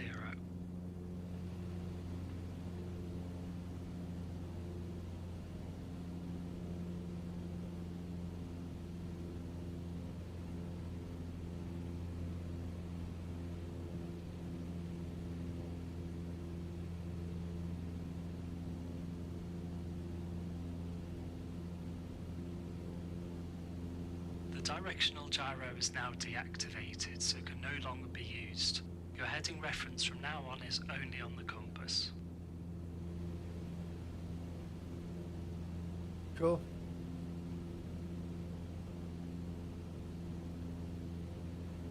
Let's get ourselves back up to altitude here.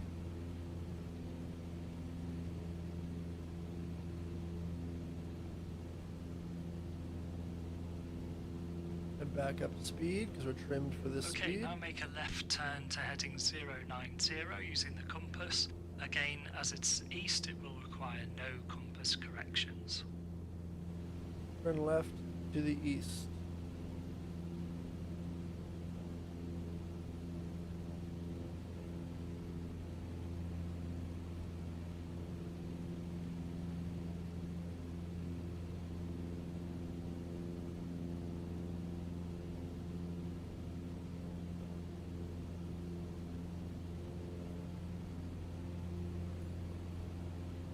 Good, simply roll out on heading 090 on the compass.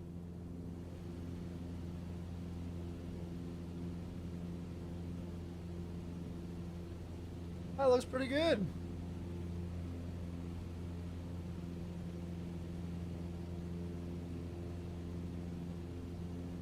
Next we'll make a compass turn to north. Remember to overshoot south and undershoot north. So undershoot the heading on the compass by about 30 degrees. So when you see 35, 030 indicated, start your rollout.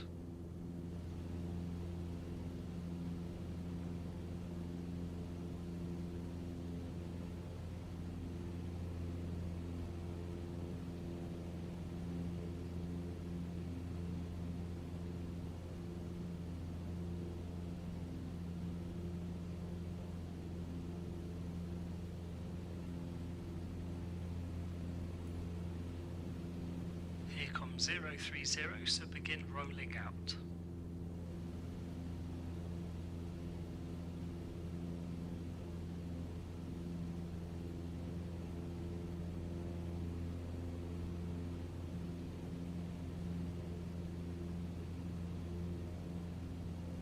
We really overshot.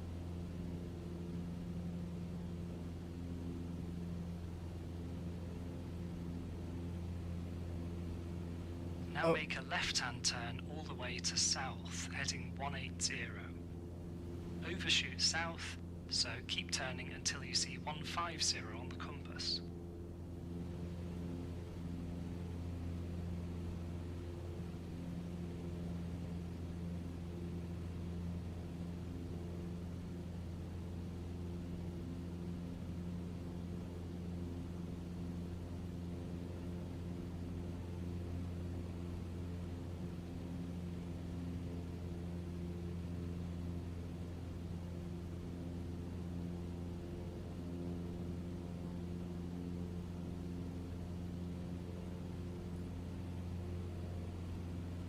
Good, and there's an indicated 150, so start rolling out. Remember to maintain 2,000 feet.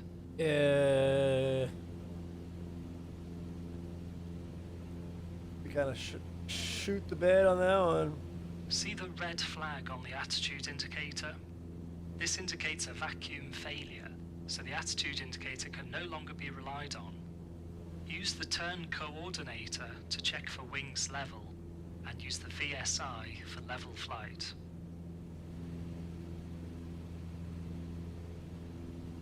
With the attitude indicator failed, we're now mostly reliant on the VSI and altimeter for our vertical navigation. Remember the 10% vertical speed rule of thumb to help you level off smoothly. Again, that's if you're climbing at an example of 500 feet per minute, begin your level off with 50 feet to go.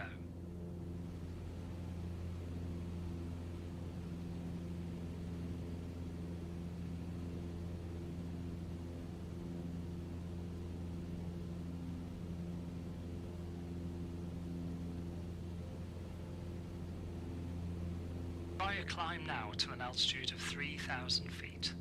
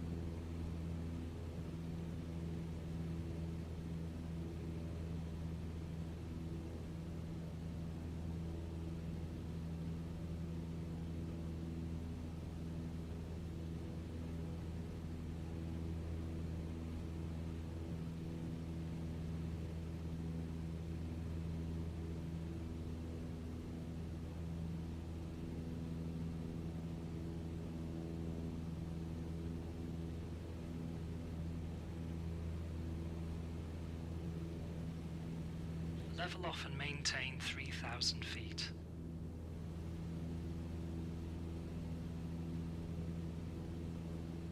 Without the attitude indicator to help you, you know you're in level flight if you maintain the VSI at 0.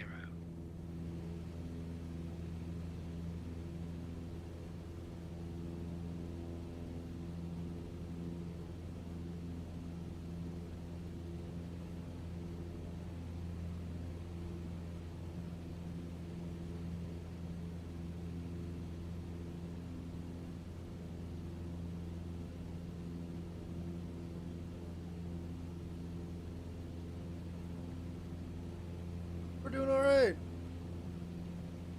Still heading south. Officially trimmed out at speed. And that concludes this lesson. Woo, woo, woo, woo. Flying along, baby.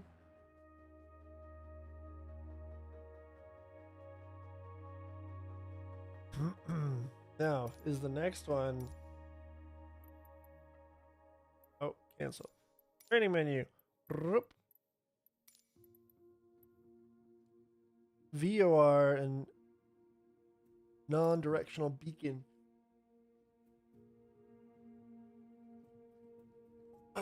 On analog.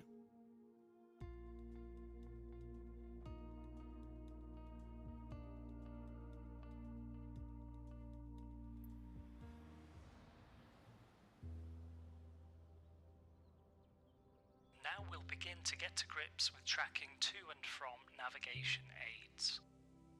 There are two primary types of radio beacon, VORs and NDBs. They work in slightly different ways, but the concepts are generally the same. You'll get a feeling for using nav aids in this lesson, first of all in a conventional aircraft with dials and needles, before moving to a G1000 equipped aeroplane. The Morse code you can hear is the Seaford VOR. It's transmitting Sierra Foxtrot Delta in Morse code so that we can hear we are tuned to the correct beacon. This is called identifying, and we can consider Seaford to be identified. You can adjust the ident volume using the small knob under the nav1 frequency on your radio stack. When your checks are complete, taxi to hold for runway 02. Now we'll begin to get to grips with tracking to and from navigation aids. There are two primary types of radio beacon, VORs and NDBs. They work in slightly different ways, but the concepts are generally the same. You'll get a feeling for using nav aids in this lesson, first of all in a conventional aircraft with dials and needles, before moving to a G1000 equipped aeroplane. The Morse code you can hear is the Seaford VOR. It's transmitting Sierra Foxtrot Delta in Morse code so that we can hear we are tuned to the correct beacon. This is called identifying, and we can consider Seaford to be identified. You can adjust the ident volume using the small knob under the nav1 frequency on your radio stack. When your checks are complete, taxi to hold for runway 02. Golf Foxtrot Sierra Alpha Charlie, clear line up and take off runway 02. Wind is calm, right turnout is approved. Okay, take off and climb to altitude 2,000 feet.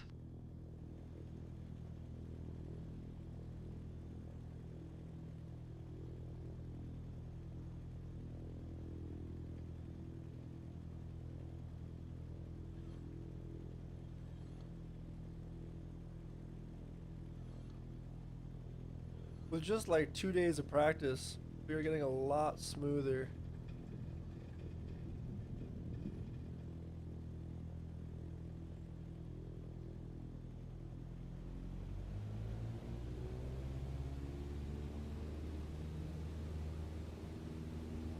Now's a great time to remind you guys, if you're catching this as a VOD, feel free to like and comment tips, tricks, and constructive criticism below. And if you're enjoying what you're watching, feel free to hit that subscribe button.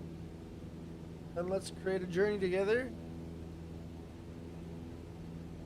on the road to flying in VATSIM.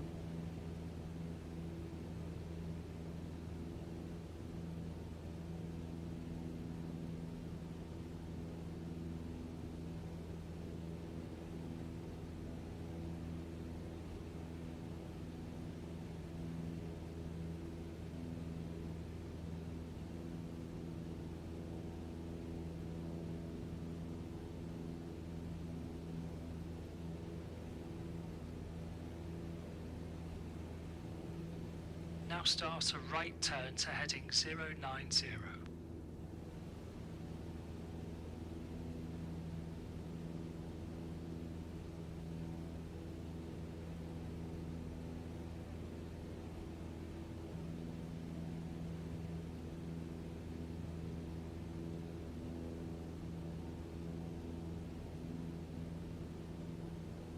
We'll begin our discussion of nav aids with the NDB. The non-directional beacon is a common nav aid of high accuracy but limited range. It's displayed on the automatic direction finding instrument, the ADF, located at the right side of this cockpit, with a yellow needle at its center. Below the ADF dial is the ADF radio, which is tuned to the Shoreham NDB. The yellow needle always points directly to the NDB. If you want to fly directly to an NDB, simply turn to point the ADF needle straight upwards. This is called homing. To discover your position relative to the NDB, turn the ADF card so that the card matches your directional gyro instrument, essentially putting your current heading at the top. Whichever bearing the needle points to is the heading you should fly to go to the beacon. The tail of the needle indicates your current direction from the beacon, known as your radial.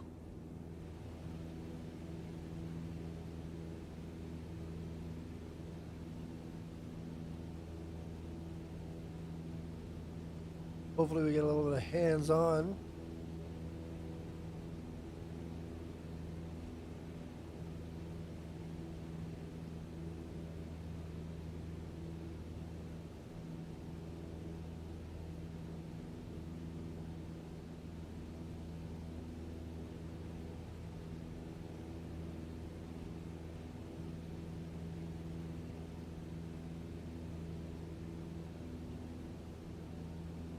Now make a right-hand turn to heading 180.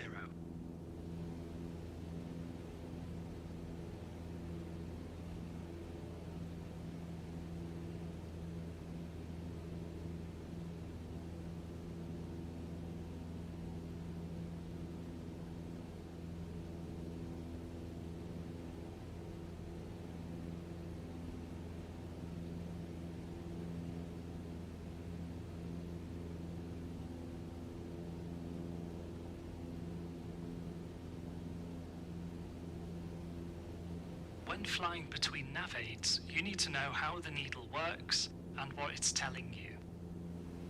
When not tracking perfectly towards the beacon, the head of the needle will always be pushed away from your heading. The tail will always be pulled towards your heading, towards the top of the dial. Now that we've turned south, see how the ADF needle is pulling the tail towards the south and the head is pushed away.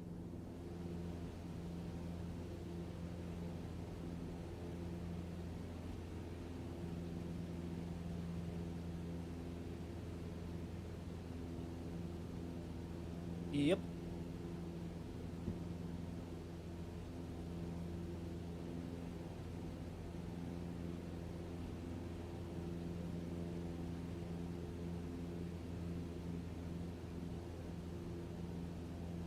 So what does that mean, though? Now make a right-hand turn to heading 240.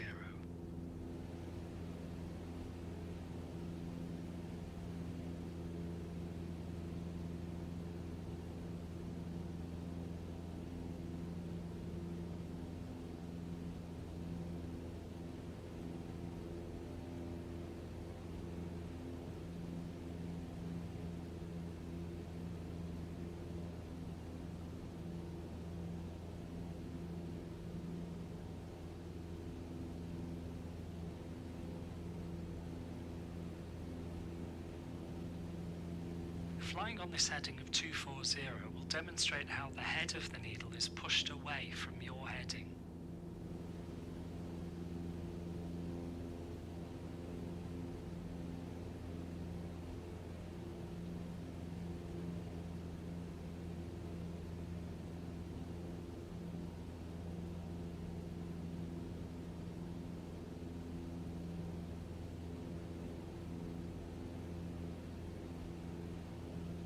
Sure.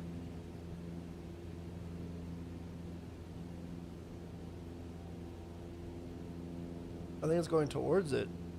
Make another right turn to center the yellow ADF needle. This will take you straight to the showroom NDB.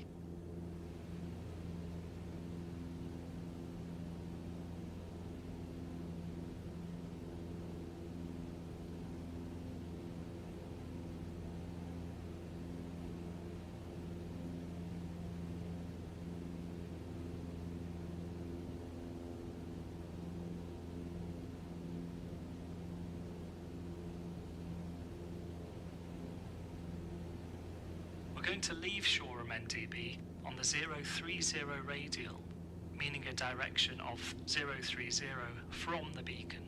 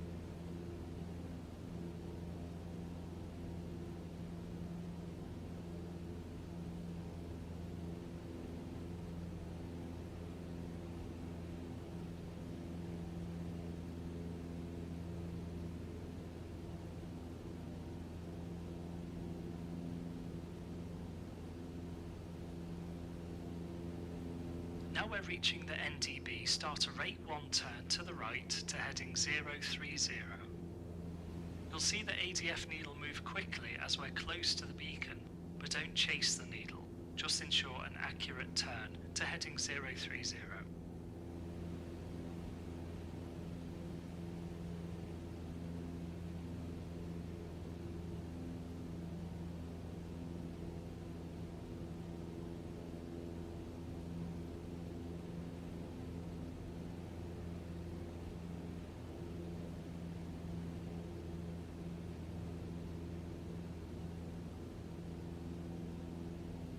Once accurately established on heading 030, look at the ADF needle.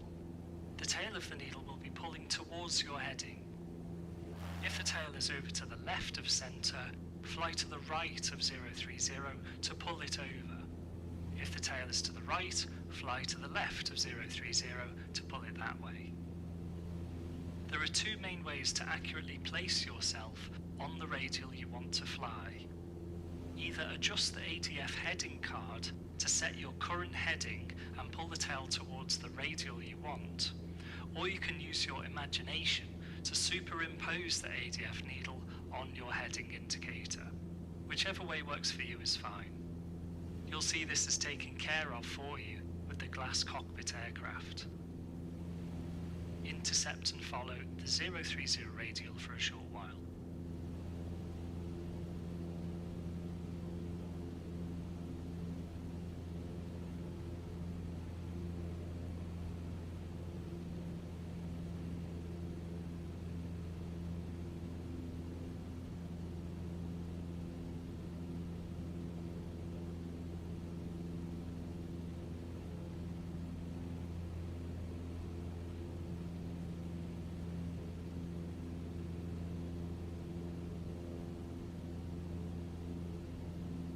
Huh.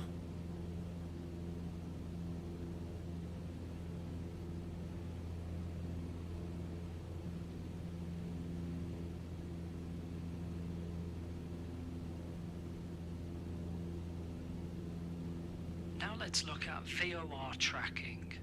The very high frequency omnidirectional range, VOR, is another type of radio beacon, but has greater range and accuracy than an NDB. It also allows the selecting of a desired radial on your instruments to give a deviation indication, which makes tracking easier. In a conventional aircraft, we use the OBS instrument. The omni-bearing selector has a knob to select the radial you wish to follow. To find a direct course to the VOR, turn the OBS knob until you see a 2 indication and the needle is centered. The course you set to achieve this is the direction you would need to fly at that moment to track directly to the VOR. Try this now. Center the vertical OBS needle with a 2 indication. It should be around 130.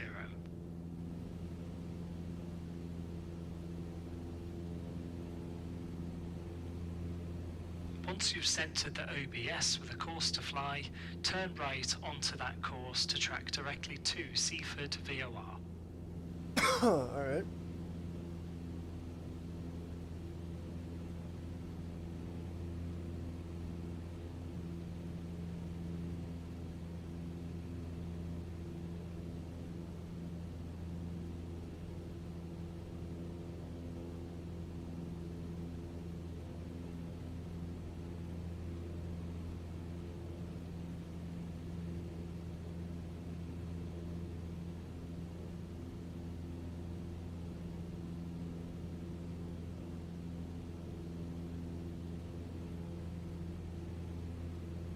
As during your turn you'll have travelled over the ground a small distance, once you're established on your target heading, recenter the OBS.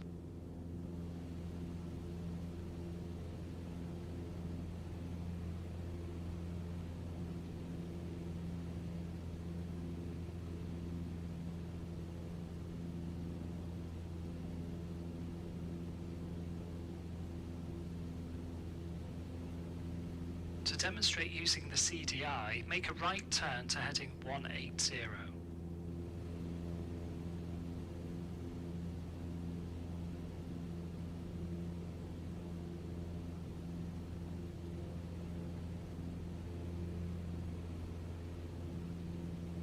Roll out on heading 180 and watch the CDI bar.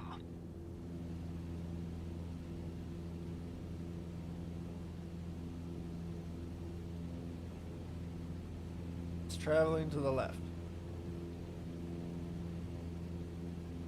which means we're flying right away from the beacon.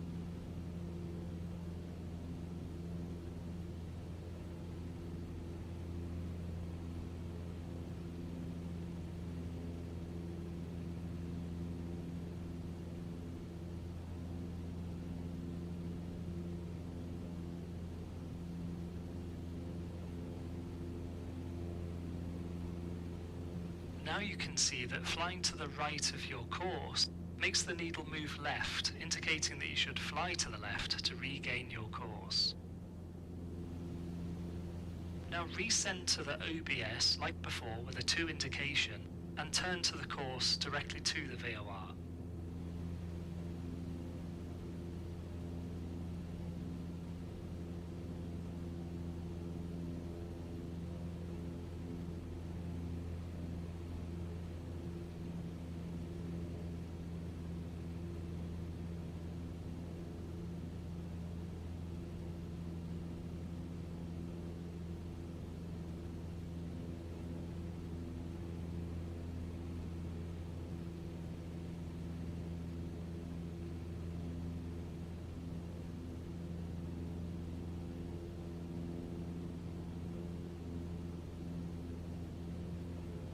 Now that you've seen how to find a direct course to a VOR by centering the OBS, let's look at how to select and intercept a particular radial. Let's say we want to approach Seaford VOR from the 310 radial. Remember that a radial is always a direction from a beacon, but this time we want to fly towards it, so we use what's called the reciprocal. This is the opposite direction, 180 degrees different to the radial. To fly to the VOR down the 310 radial, we'd select a reciprocal course of 130. Set the OBS now to course 130 with a 2 indication.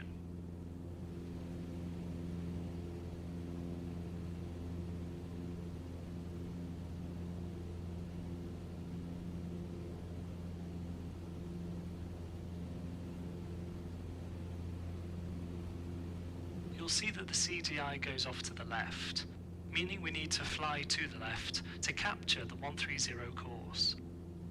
Sure. Make a left turn to heading 070 to begin our interception.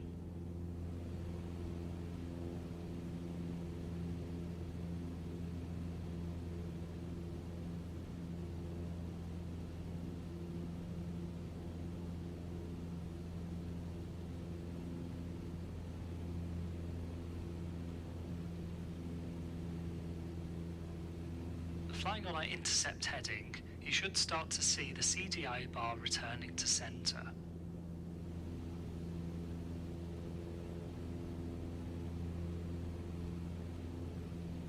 Do we do it right, Chad?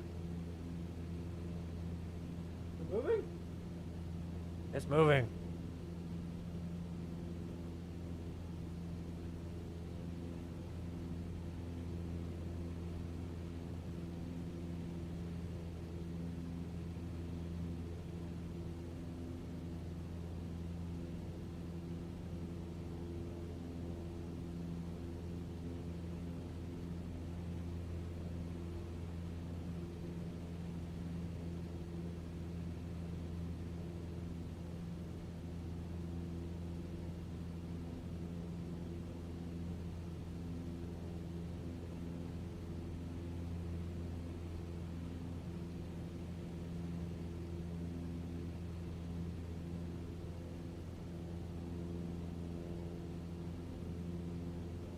As the CDI becomes almost back to center, turn to heading 130 to maintain our course.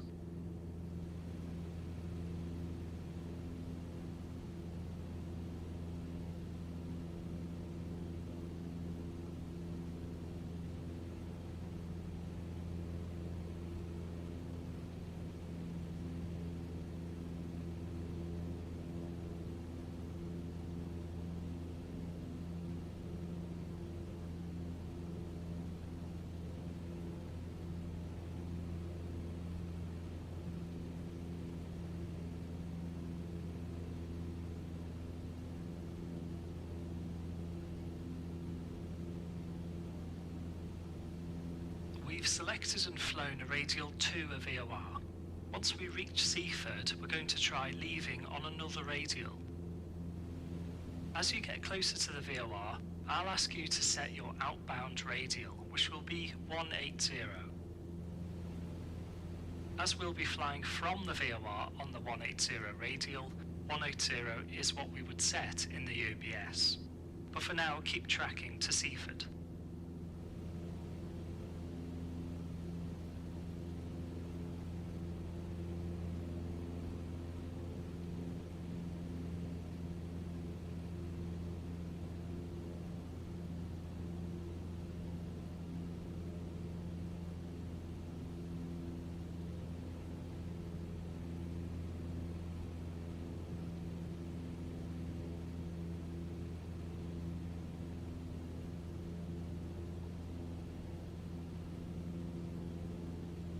I'm guessing that's it right there.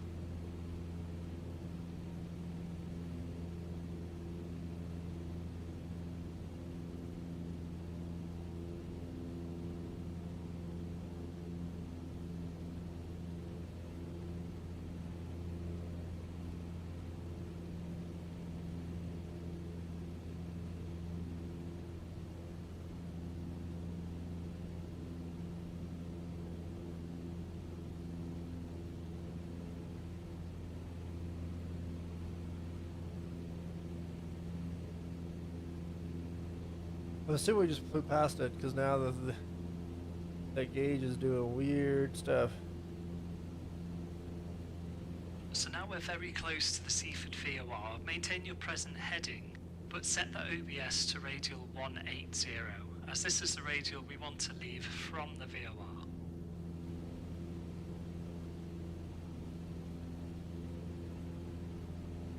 Okay.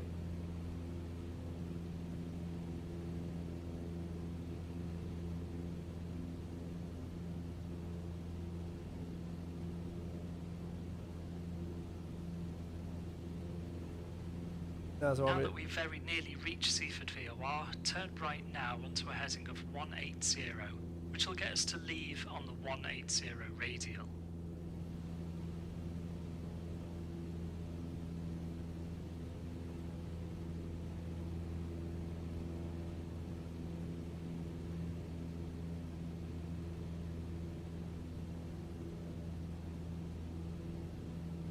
Remember to maintain 2,000 feet throughout this lesson. Are we climbing or descending? Oh.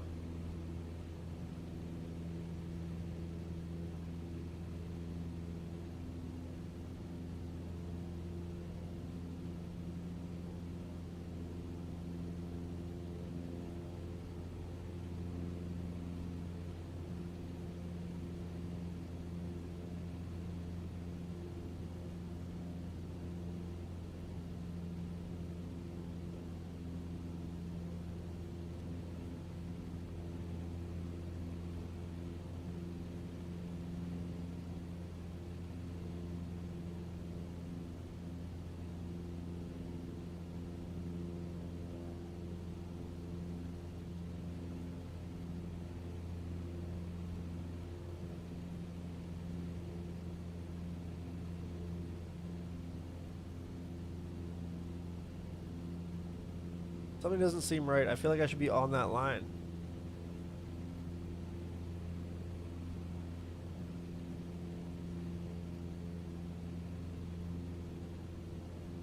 Well done. We've covered a lot in this lesson.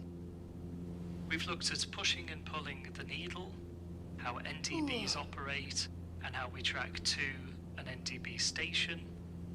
We've tracked to a VOR, selected and intercepted VOR radials, and left on a different radial.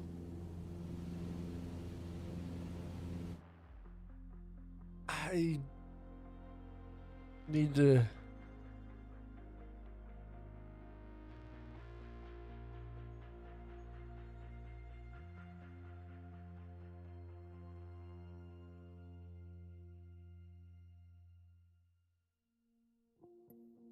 Maybe it'll make more sense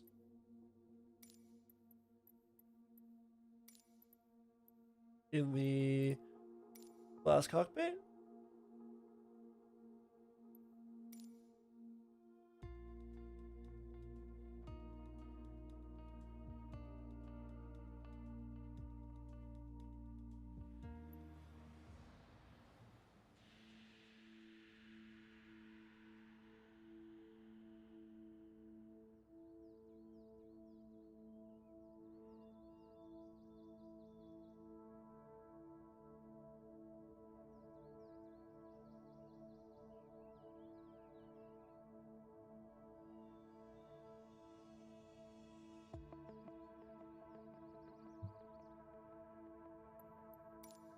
Let's pray to the flight sim gods. Modern aircraft are typically fitted with more advanced avionics than what we saw in the Cessna 152. The Cessna 172 is fitted with the Garmin G1000, which helps bring light aircraft into the modern era and makes IFR flight simpler. Let's explore the main instrumentation differences with regards to instrument flight. Rather than information being displayed on separate dials, the glass cockpit brings your information into one place on the primary flying display, the PFD. The typical scan pattern remains, with attitude at the centre, airspeed on the left, heading below, and altitude on the right. Further right of the altimeter is the VSI. Nav radios are at the top left, and communications radios at the top right. In the 152, we had to adjust the OBS to centre the CDI with 2 indication to set a direct course to the beacon. Here we can simply turn towards the blue bearing 1 needle, or click the centre of the course barrow knob found on the right side of the PFD. Clicking will automatically set the CDI to an inbound course to the VOR. Twisting this course knob will allow you to set a desired course, shown at the top right of the HSI. Now for the ADF. Tuning the ADF is done with the ADF DME button at the bottom of the PFD. There is no auto ident on the ADF, so the ident button has been selected to listen to the Morse code. Found underneath the Do Not Touch Screens label, the white light indicates that it is selected. Once your displays and radios are set, taxi to hold for runway 02.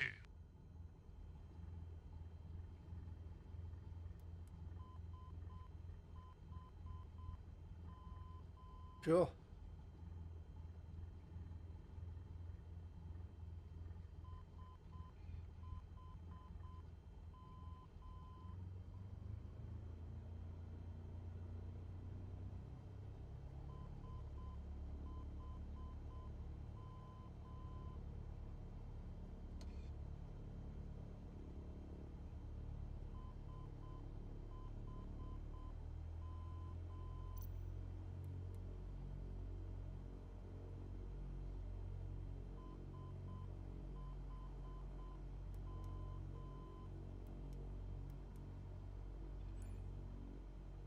Golf Foxtrot Sierra Alpha Charlie, clear line up and take off runway 02. Wind is calm, right turnout is approved. Take off straight ahead and climb to an altitude of 2,000 feet. Alright.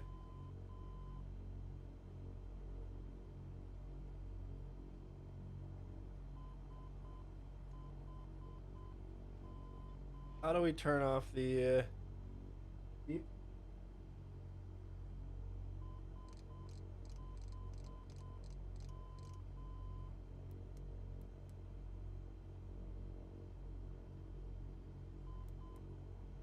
Aha! Kill the beep!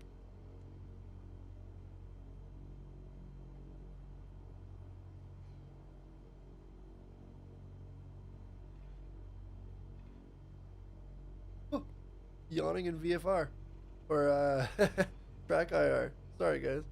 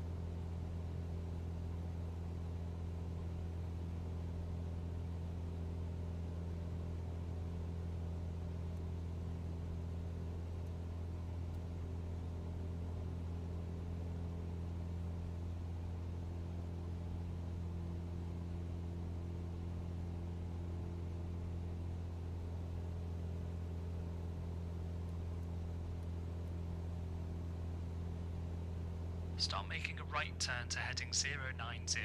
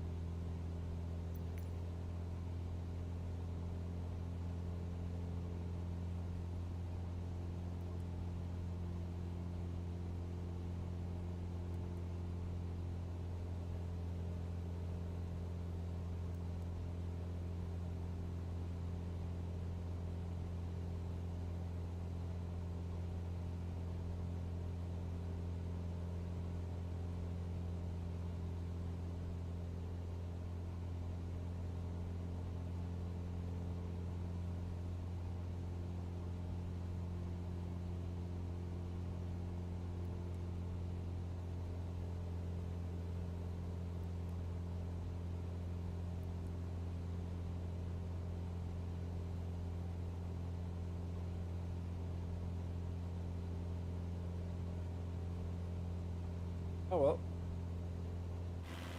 Oh.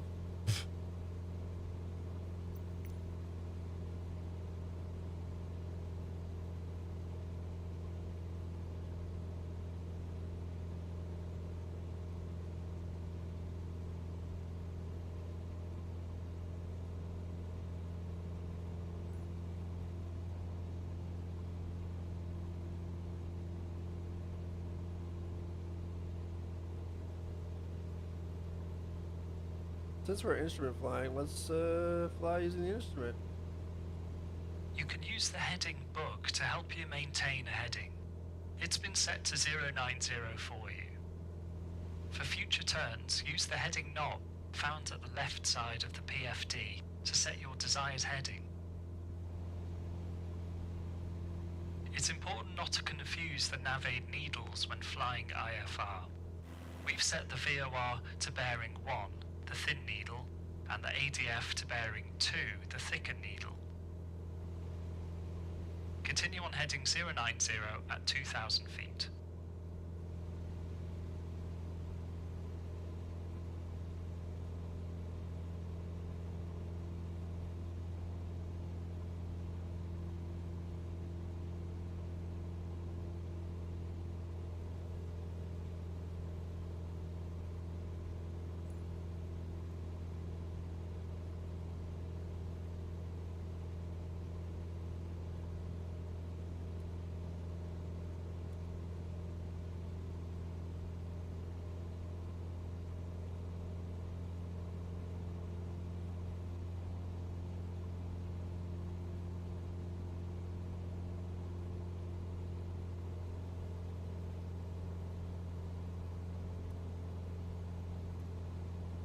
Now please make a right-hand turn to heading 180. You can use the heading book to help you with this.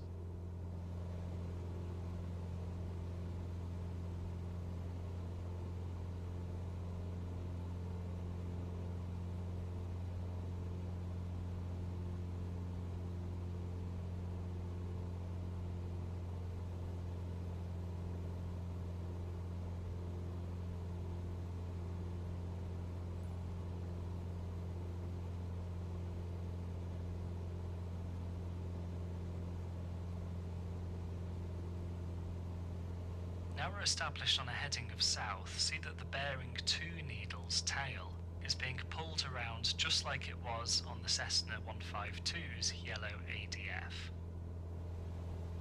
How do you know? What do you know it is?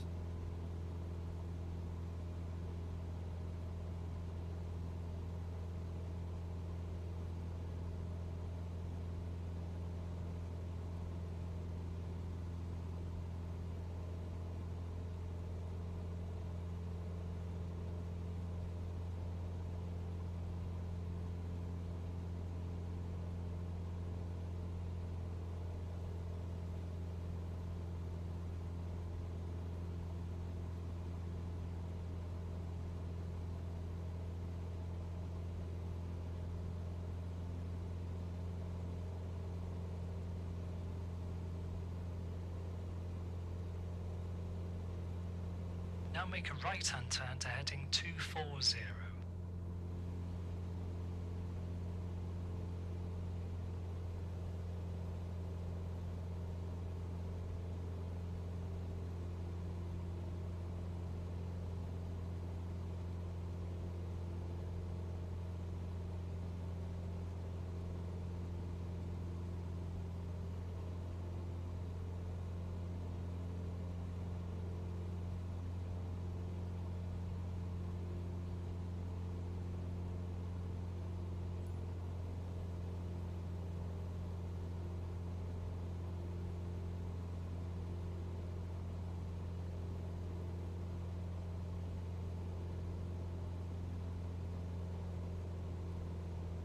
Flying on this heading of 240 will demonstrate how the head of the needle is pushed away from your heading.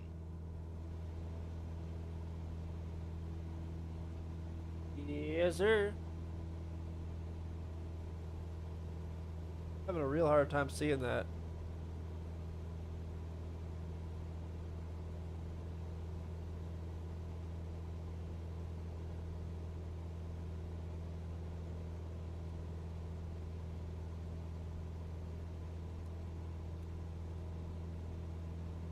Now make another right-hand turn directly to the Shoreham NDB.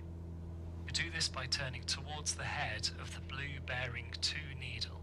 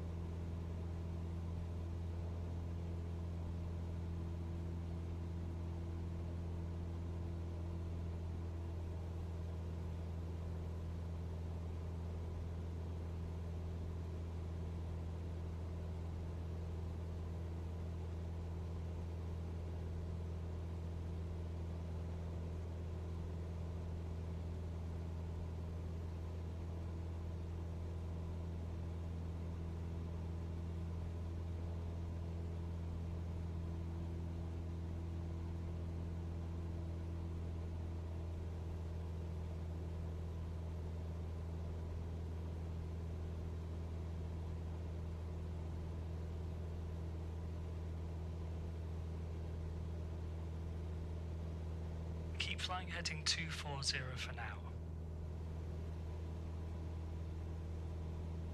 What?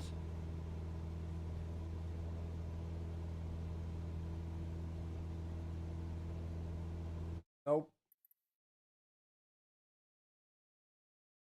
What?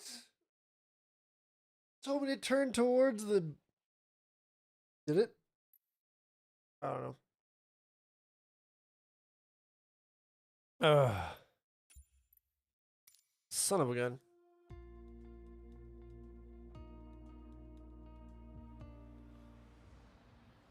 Oh, look at this weather. Modern aircraft are typically fitted with more advanced avionics than what we saw in the Cessna 152.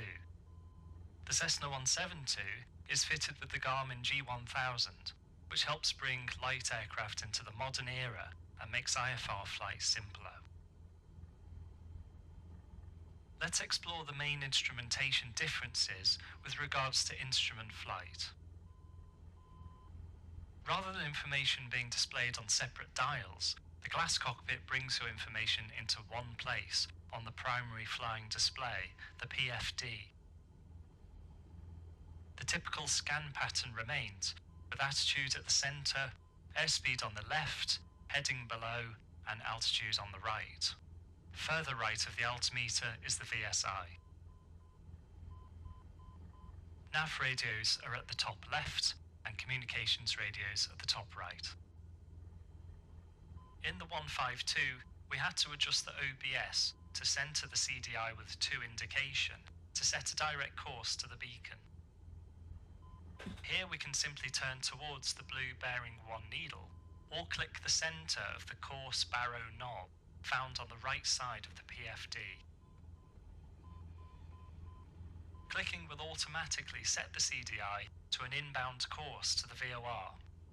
Twisting this course knob will allow you to set a desired course, shown at the top right of the HSI. Now for the ADF. Tuning the ADF is done with the ADF DME button at the bottom of the PFD. There is no auto ident on the ADF, so the ident button has been selected to listen to the Morse code. Found underneath the Do Not Touch Screens label, the white light indicates that it is selected. Once your displays and radios are set, taxi to hold for runway 02.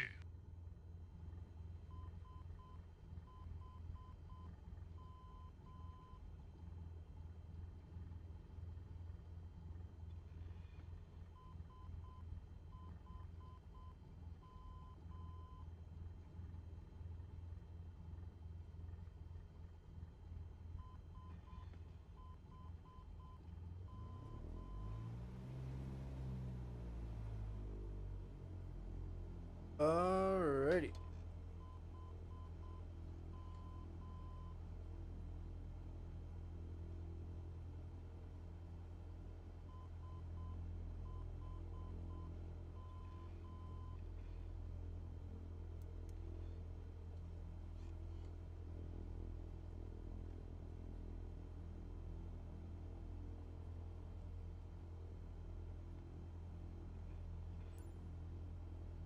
Golf Foxtrot Sierra Alpha Charlie, clear line up and take off runway 02. Wind is calm, right turnout is approved. Take off straight ahead and climb to an altitude of 2,000 feet.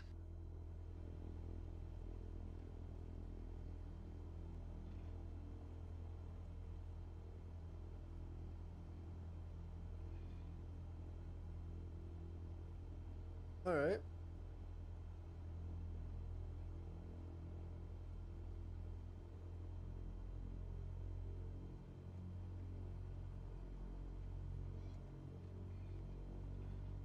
This seems really dark on my screen. Hold on a sec.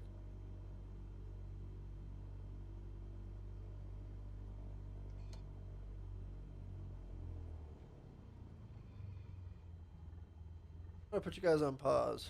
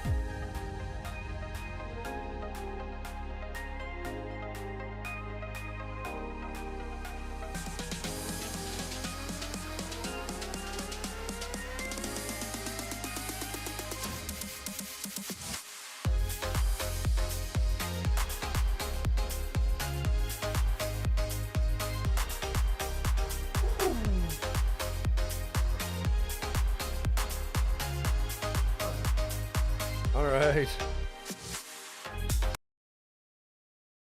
Let's see if this helped.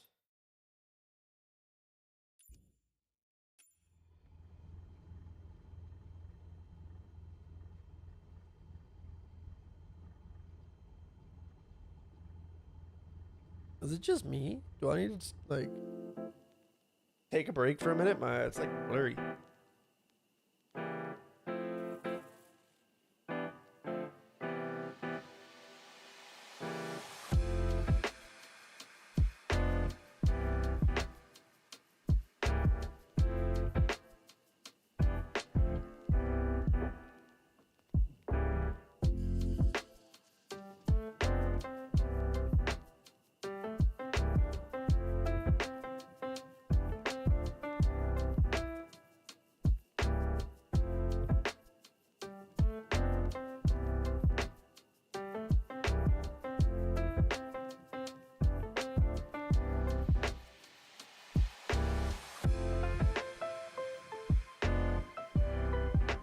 All right. Let's take a crack at this.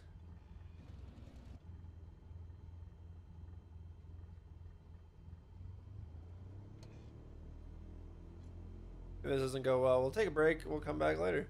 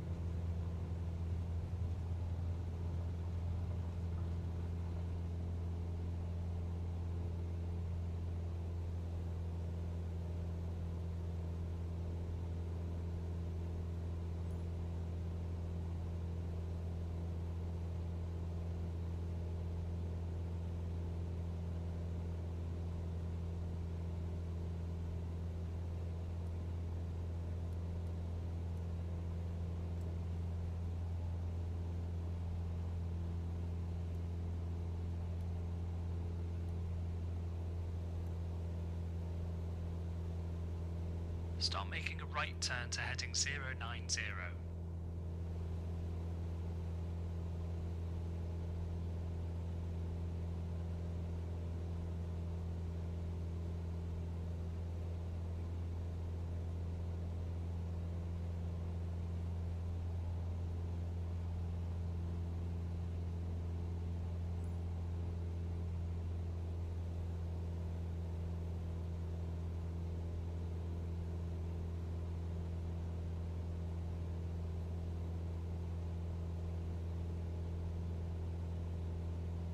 You can use the heading book to help you maintain a heading.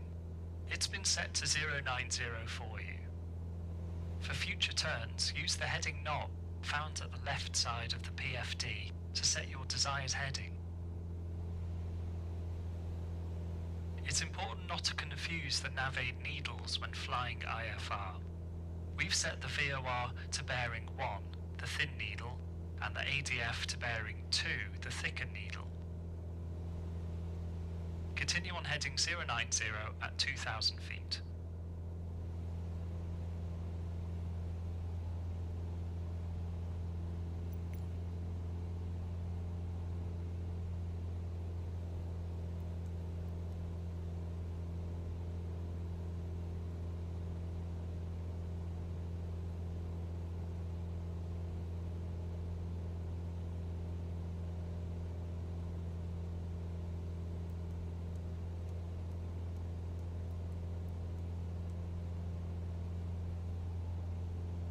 I'm missing a needle, guys.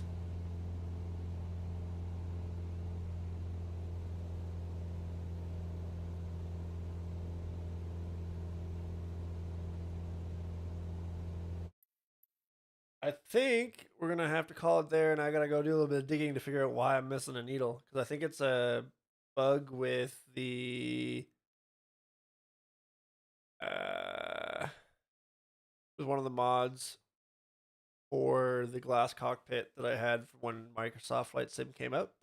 So I'm gonna go do a little bit of digging, do a little bit of reading on how to do all this stuff, and I will catch you all later on. Got a good 3 hours in, got a couple of things done, feeling really productive, feel pretty good about the way we're flying and we're progressing along. So if you guys are catching this, remember, please hit the like button.